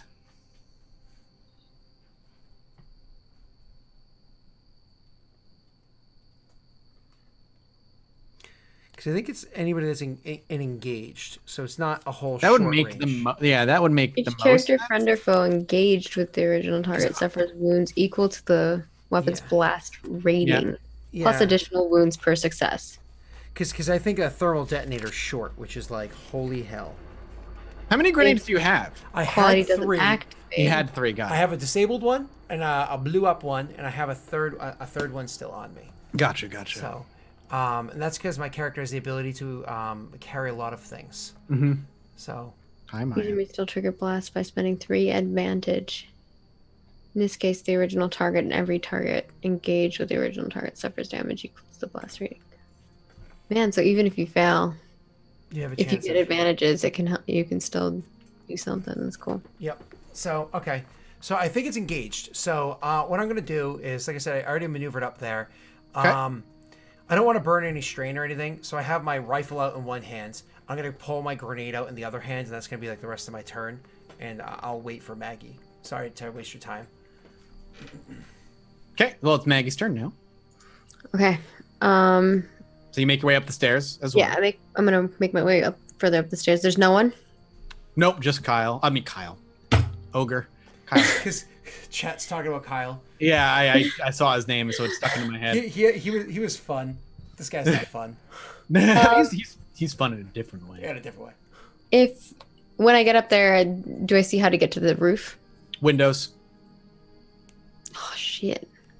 I'm not good at any of that.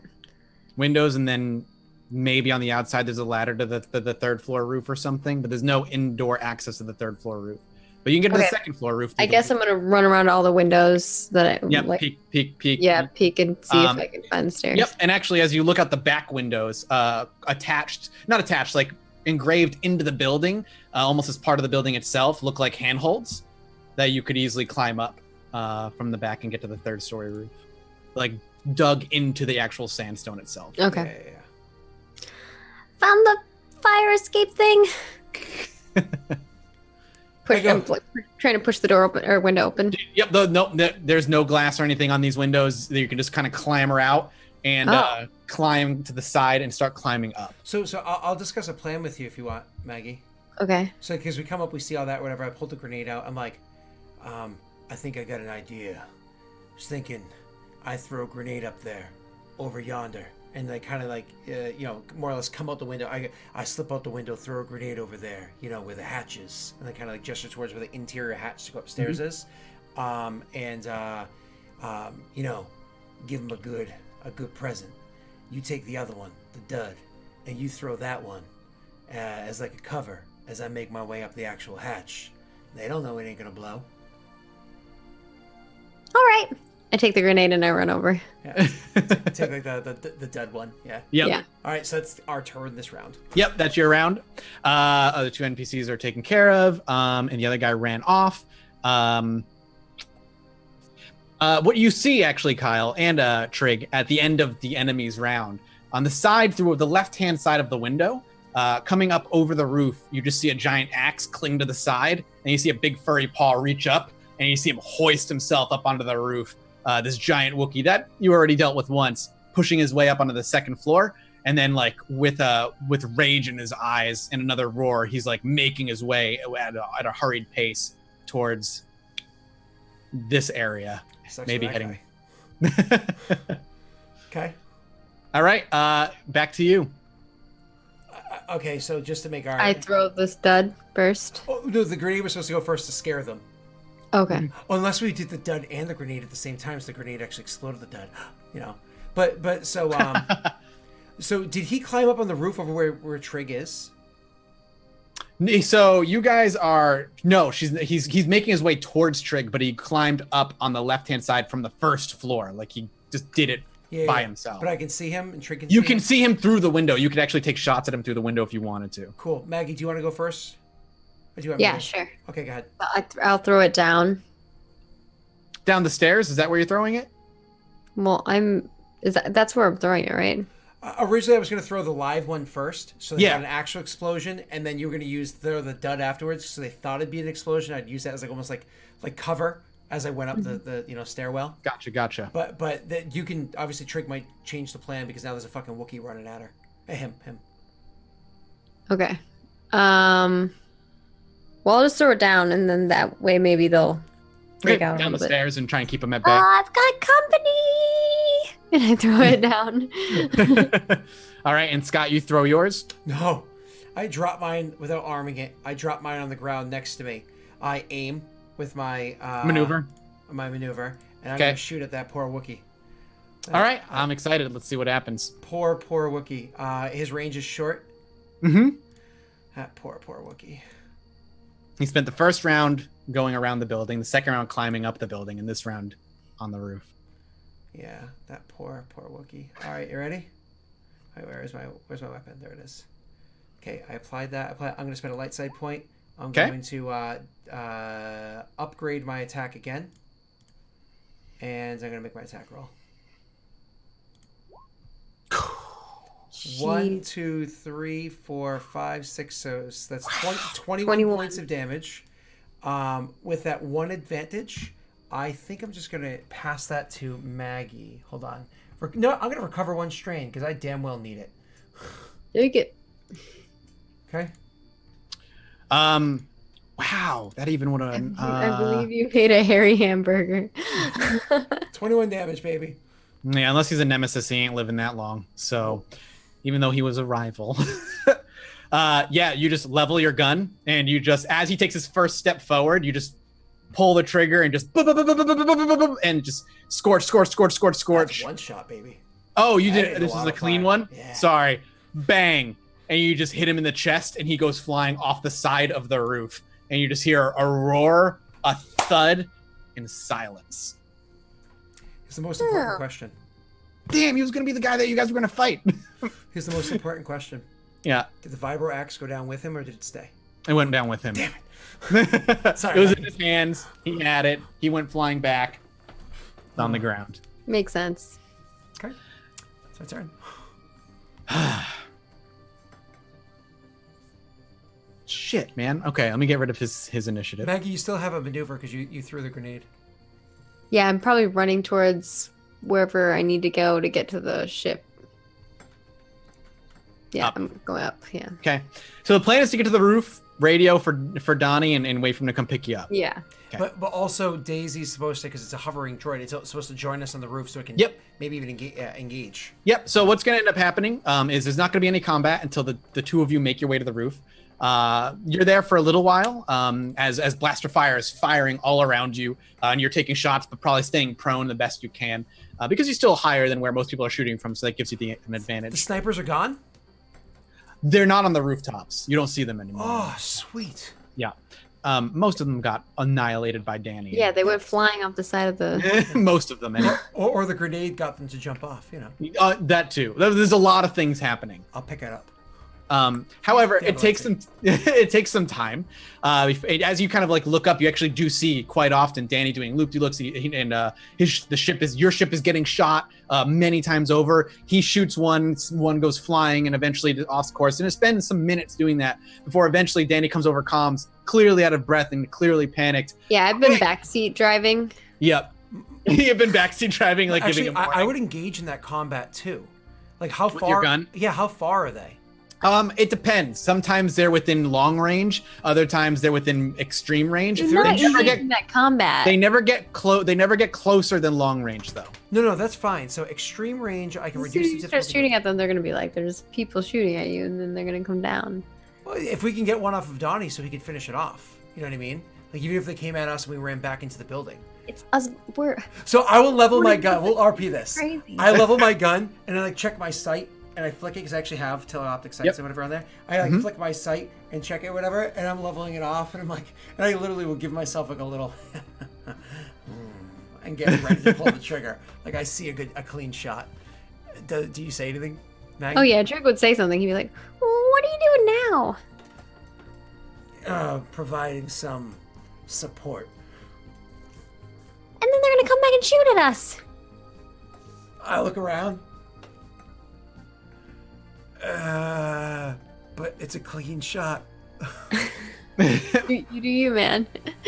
So I'll look at Trig, look up at the shot, like I really, really want to shoot a ship out of the sky with my rifle. But then I look at Trig. It's killing me. Putting Trig in danger? No, one of my crew's in danger. How many people are on him still? How many ships are on him still? He just took down one. He's got two on him still. He's still outnumbered. I know. I'll push the RP for a moment longer. I'm like, it's still 2-on-1, and I say to you, almost like, kind of pleadingly in his way of pleading. Trig like will just shrug at you and is just staring up there, and then starts backseat driving Danny again. With Danny. Okay. So I reduce the difficulty by 1, so instead of 4, it's 3 with my scope. But Okay. the actual range for this weapon is, I gotta double check that. I think it's It's medium. It's actually long. Oh, is it long? Okay. But I have an ability where I can increase the range. It's called Sharpshooter. I just gotta double check where it does it. Sharpshooter. Before making a non-thrown ranged attack, perform a sniper shot to increase the range band by 1 per sniper rank, and I have 2 in there. Upgrade the difficulty. So instead of being 4 purple, it becomes 3 purple and an upgrade. So it's technically 2 purple and a red I'm rolling against. Okay. So I'm gonna use all of that. Yay. I'm obviously going to aim. and then Okay. because I have time, I double aim. You know what Okay. I mean? And Which because gives you what? double aim is a 2 blue dice. Two and blue it's dice. 2 upgrades. Okay. Is there anything else I could possibly add to this shot? A light side point if you wanted to. Yeah. You know what? It's the tail end of the session. I would use a light side point to help Donnie out. So I'm gonna light side point to downgrade the difficulty of the shot. I will dark side point because I was going to upgrade the difficulty regardless. So you just neutralize my. Yep, unfortunately. Well, technically, I just put them both on there, and we'll see how it plays out dice wise. Okay. Yeah, exactly. So I have 2 blue dice, 2 upgrades. You have 3 purples, 2 upgrades, and a downgrade. Okay. Okay. I'm gonna make the shot, but Mike. Now here's my last question. Uh-huh. I can shoot this. Oh wait, no, I can't. Never mind. That's gonna be way too difficult. Okay. I'll just do the regular shot. What were you going to do? It's too long range for that. Oh, okay. Maggie, give me your If luck. you have one red in this pool? I don't know. We'll find out. Okay. Yeah. Trig just like pulls out his lucky red fish, or green fish, and puts it like in your pocket. Oh, adorable. Because of the fact that I have a red fish in my pocket and It's green. a green fish, my apologies, in my pocket. It's a Christmas fish in my pocket. And the fact that Trig knows what I'm doing in backseat driving. Can I get a blue die from Trig for an aid? All right, take a blue die. Yes. Yes. Oh my god. Okay, here we go. Yes! Oh, What? Wait, no. that's You okay. succeed. That's okay. I very much succeeded. I actually did Yeah. 1, 2, 3, 4, 19 points of damage. So 1.9 points of damage. I was going to say, you nick the ship. Yep. Oh, the despair. What do you- That got my heart racing for a minute. What are you Yeah, I gonna was do like, with the despair? oh no, despair. Here's what I'm going to do for the despair, just for fun. So you actually shoot this doing Run 1.9 out bits of of ammo. damage. However, no. That was all it had left for life, surprisingly, as you hit the engine and the engine no. explodes. Oh no. As it starts to tailspin Oh. out of control. Ow! Ow! Ow! I'm very happy. Trig tries to pull up as this thing is actually barreling towards it. And as he tries to pull up out of its way, it actually clips the engines of your ship. Not sending him crashing or careening, but doing some very clear damage to your ship's engine as Danny now starts to have to wrestle to regain control of the ship. As you did, in fact, while winning, also cause some problems. Okay. And you hear Danny over the comms, what the fuck? What the fuck? And he's just trying to pilot this thing. When he says that, actually he comes over comms. He's like, I'm only gonna have one shot at getting you guys, as the ship isn't handling too well and there's more on the way. Okay. Be ready. I've been ready. Now get your ass over here. You see him do a quick barrel roll, and you see the ship actually engines dim as he Barrel. as he slams on the brakes, and the last ship trailing him quickly zooms ahead as they weren't prepared for that. Engines kick back on, one of them sputtering and smoking heavily.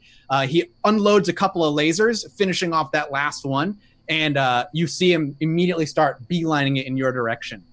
The ramp is going to come open as he's flying, and basically he's going to level himself just for a few seconds to hopefully have you guys jump from the roof to the ship. And you're going to have one attempt to do this. And and then the ramp's going to go up, and he's going to have to go because there are more securities ships on the way. What's the skill check? It's going to be, of course, an Coordination. I was going to say athletics. Because it makes the word athletics makes sense to me for this check. Okay. I got 2 purple. She got 1 purple. I think that's where we're sitting. So this is what I'd like to do.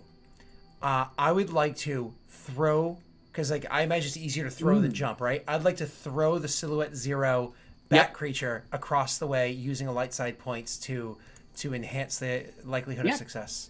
Okay. Maggie. Okay. And then I'll deal with the horror show. That's fine. That's going to definitely be an athletics check as a strength. Yeah. A brawn. Could it I be- was could going it to be try to coordination? say that it could be coordination because we're trying to coordinate our timing with the ship. Here's what I'll say. The jump will be Ranged coordination. light like a grenade. I will say the range light, like, because what, the grenade is technically silhouette 02. Okay, here's what I'm gonna say. To jump, a jump is gonna be an agility coordination check. To throw is going to be an athletics check because it's brawn and it's strength. That makes sense to me. I am actually very happy with that. Maggie, if you're cool with the plan. Are you gonna still throw me? I'm throwing you first. You are still, and because she's unwieldy, you're gonna get a black dice for tossing this moving creature. That's fine. So I think he would allow you to throw him, but he'd be like, "What are you doing?" I'm just gonna scoop you up by the collar and be like, squeeze them cheeks. And like I'm gonna give you a good toss. Yeah. All right, I'm gonna But Daisy, as you like making that plan, and the ship kind of just hovers, and the engines are loud and almost deafening. To talk, you have to scream. Oh, God. Daisy's just like, it just goes on with the ship. Yep, of course. Oh, my So God. how, you said 2 black dice? Yep. Okay, so I'm going to spend my maneuver, of course, to like scoop her up. She's interacting with an object, right? Or him. God damn it. Him. What, Triggers how him. many purple? This is gonna be a 3 purple throw. Fuck me.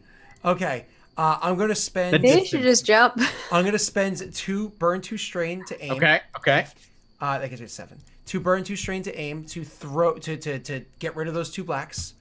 God damn it. I'm gonna use the light side as I just said because I'll take the pain. I'll give you the good. This is gonna be your action. You're gonna probably get some Episode shots. 0.1. I have to stay here for a full I have round. to open up. This was going to be an action-packed episode one way or another because of the two of who you two are. Oh so. yeah. All right, Maggie, are you ready? I'm scared. Yeah. I'm If excited. I fail, you can still potentially make a check to save yourself. You did it! Holy shit! I take 2 more strain. Oh my god. Oh my god. Trig is screaming. Trig is What like, is your strain at? "Ah!" And then after a while, he's like, "Okay, all right, okay." He's Scott, like what's your grabbing screen for the. Mike, look at the mini on roll 20. It's the blue. It's Really? the blue bar. Let's see. Yeah, I have too many character sheets It's open. 9 out of 11. Oh, yes. It's fantastic. Okay. You're going to get shot at for 1 round, Scott. You're standing and throw, so you're kind of open. They're going to get penalties, but 2 groups of minions are going to fire at you. It's fine. I'm open. I don't have my shield out. I don't get nothing. I don't even have my gun out. I'm just. Well, actually, could I have thrown her with my gun in one hand and just like a one-hand throw? It would have been a 2-hand. It would have been a 2-hand throw. I would have Okay. made you drop your gun or take more penalties. No, that's fine. That's fine. Okay, so they're going to fire at you. You're pretty far range. They're medium. They're going to take black dice because of you've kind of got Can't this believe that worked. pseudo cover going Holy for where you're at. However, I am going to upgrade their attack. And I just want to make sure the skill points are right done. This is going to be the more dangerous group first, the ones that were the guards here at the castle or the mansion. All right, Scott, are you ready? Yeah. Let's go. Okay. So Okay, 7 minus your soak. 4 is 3. Okay. And then the other group is going to get a shot at you as well. So blaster shot as you hurl him into the ship. When Trig clangs down onto it and scrambles to hold himself up there, you suddenly get pelted with a couple of shots. The second one is going to go ahead and make their roll now as well. Hold on. Because they shot at me and they got that 1 black, I'm gonna that 1 strain thing. Yep. I'm gonna use that to drop to the ground. You know, they kind of like Increase drop the down. difficulty to hit you again. Yep, by 1 black. Okay. That gives them 3 blacks. Yeah, scramble up to the top. I will use the last dark side point I have to keep their attack upgraded as well. It's fine. And then I Might as immediately well. look back down. Here we go. Watch. Oh. They don't hit. They don't hit though.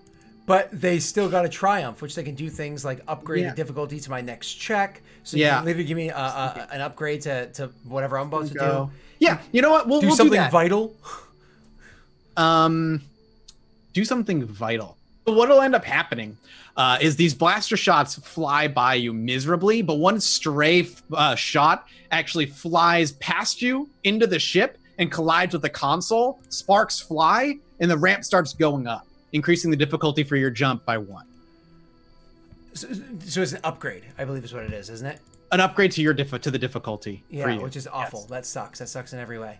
Okay, so it's my turn. So I imagine the thing was like flying by, right? And it's like we went to the first corner and like I hurled. So as it like flew by, it was like a hurl to. It was like a hover, slow fly. As it came onto the thing, and then I immediately turned and took like 2 steps and like dropped down. As like the first shot kind of like hit me, I was like dropped down. The second one misses, but hits flies over your head as you duck down. Yep. Hits the ship, and it's like. And I'm like running as fast as I can after that ship. I've got a weapon on my arm. I've got another at my side. I got my huge one at my back. I got a shield on my head. I still got 2 grenades on me. I've got a backpack full of stuff. I got my armor on. I am weighed down by so much stuff. But here I am, this old dog, hoofing it. All right, let's see what happens. Running. You want to use light side point? You know you do. Oh, you of course I'm going to. I'm making a coordination check too. But so my maneuver is obviously. I imagine I have to spend a maneuver to get in range, right? Yep. Okay. Can I use a maneuver to do anything else? Anything else? I'd say you could give yourself 1 blue die for getting like a running jump. I don't think I can. Okay. Yeah. Oh, well, that's up to you actually. If you're saying a blue die for a running jump, sure. Yeah. I'm saying you can use them in another maneuver for a running jump. Would this? Yeah. Okay. I get what you're saying. All right. Yeah. All right. So light side point, of course, because obviously I need the aid. Yeah. Gives me the upgrade. I will not use a dark side point. You're upgrading the difficulty, right? You're getting the upgrade from the triumph of last roll. So yeah. Were there black dice added to this roll as well? I think there were. To throwing, it was black dice. There was. Black dice to jumping. Yeah, there is not going to be any black dice to jumping. I'm not going to give you black dice for jumping. So 3 purple and an upgrade versus 1 blue, 1 upgrade, and my coordination. All right. Sorry for the narration. Here we go. And I heal 2 strain. Oh my god! So I get to perform an immediate maneuver as soon as I get over there. The running jump gave you that last success, man. So I run, I jump, I land instead of healing 2 strain with my immediate maneuver. I try to grab you. I'm not very strong, but I use it to like roll up into, so I'm not just like on the hanger, the door frame thing. I use it to like grab the hands and like, doggy, like I walk on 2 feet. I dog crawl my way up into the actual ship's hull. Yeah, and as soon as you're in range of me, I start pulling them in.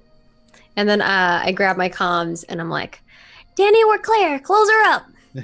You just hear him on the respond back, hold on to your assholes. And all of a sudden the engines kick up. I've been clenching it ever since he threw me.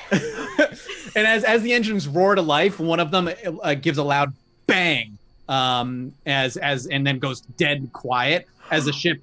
Only one of them. The rest of the engines are still going. But the ship kind of lifts to one of the sides and like starts taking off towards the atmosphere. And he's like, "I'm getting us off planet side. We'll come back when the heat goes down."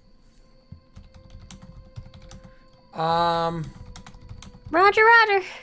So yeah. So obviously. Is my internet shitting itself again? No. I think it's just your sound is like going in and out in like waves of weirdness. Maggie, you getting that too? It's just me. Yeah, it just sounded muffled, but Okay. Yeah, it's fine now. Okay. So I was just seeing if it was in stream too. So yeah, I'm just gonna like lie there. Trig is still sprawled out. panting. Yeah. I'm gonna lie there like a sprawled out dog. for moments. After like a dog, and my tongue is a little like down like to my neck. After like a couple of moments or whatever it is of panting, I'm gonna get up and I'm gonna help Trig up to like his feet as well. Trig starts laughing. I'll join in too with like a low like, and I'm gonna make my way not too quickly because I'm hurting.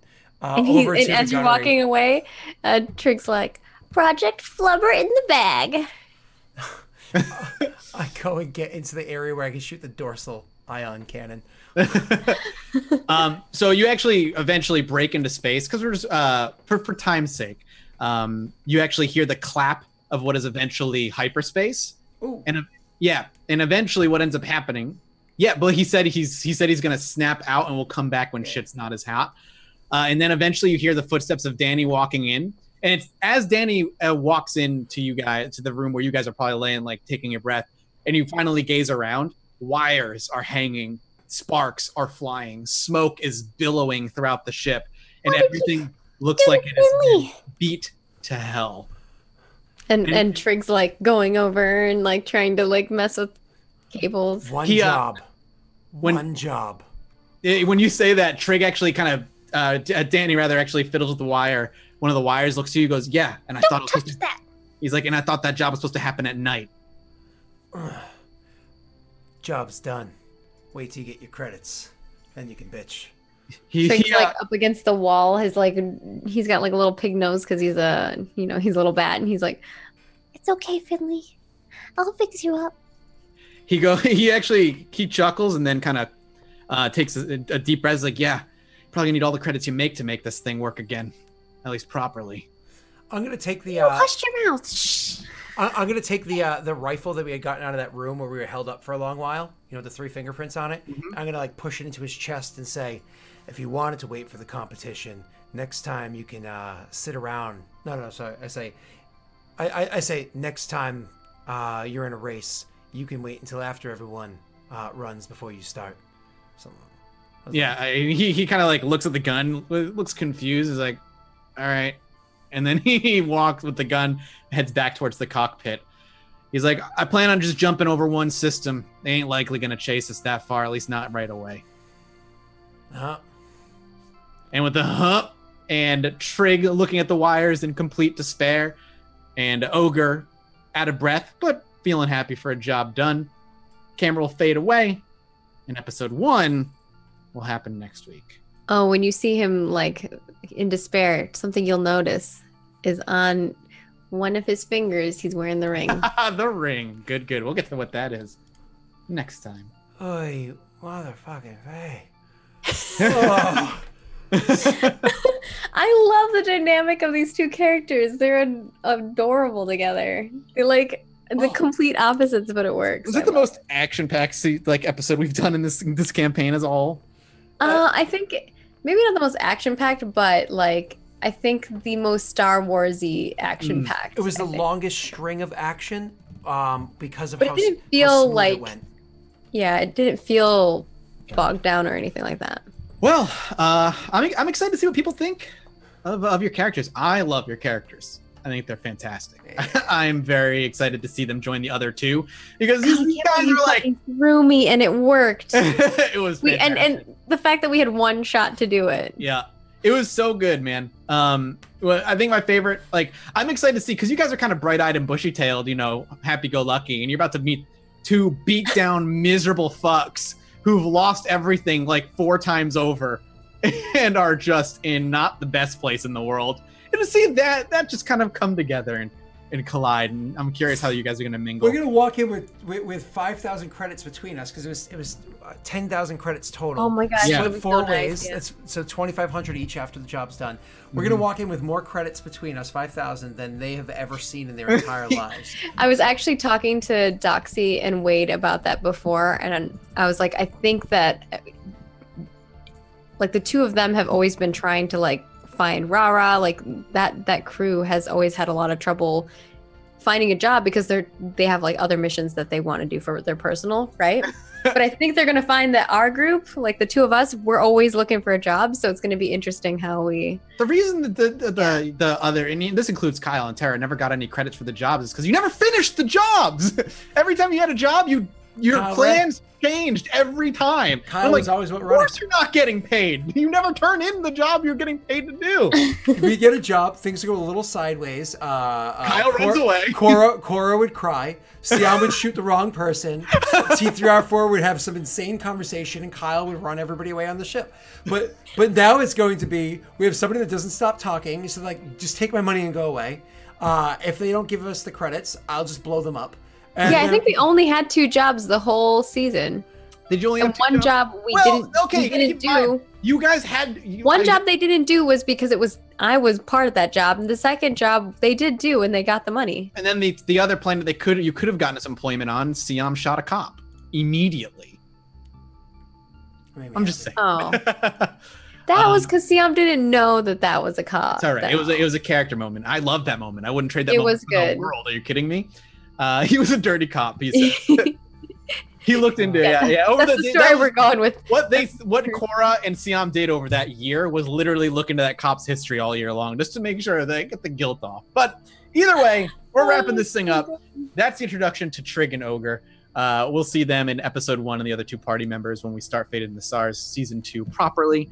And tomorrow night we've got Dark Sun, so we'll be back again tomorrow. But to wrap this sucker up, Maggie, where can people find you? What have you got going on?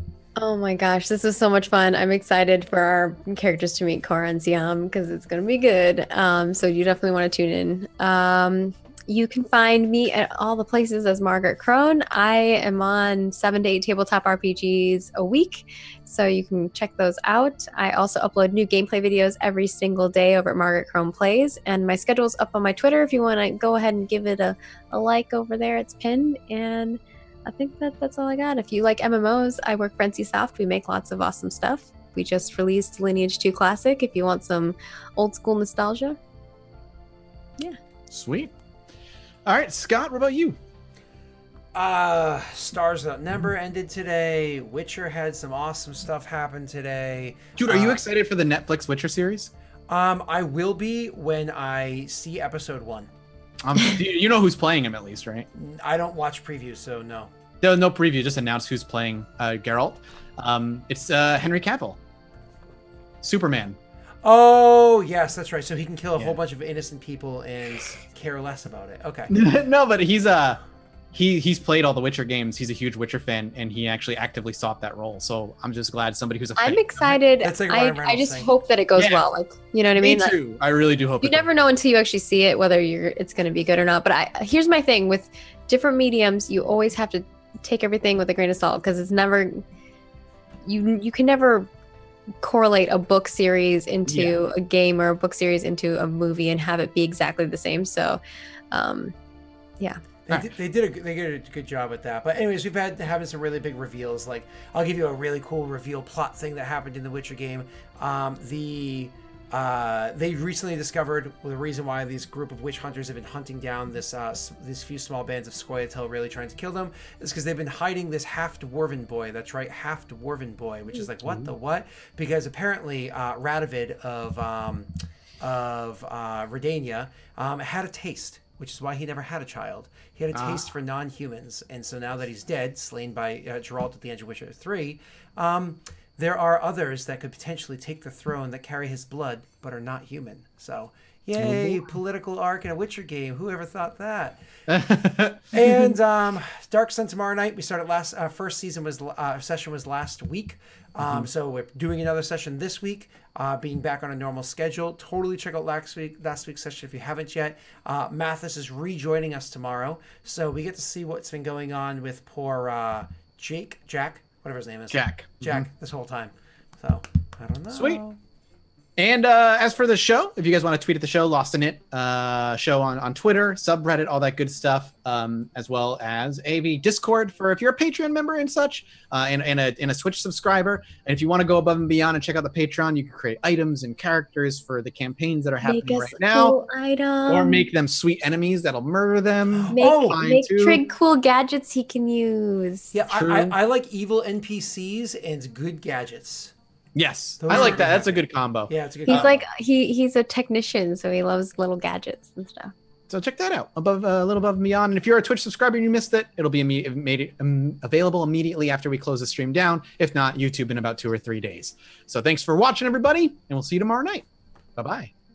Toodles. Bye-bye.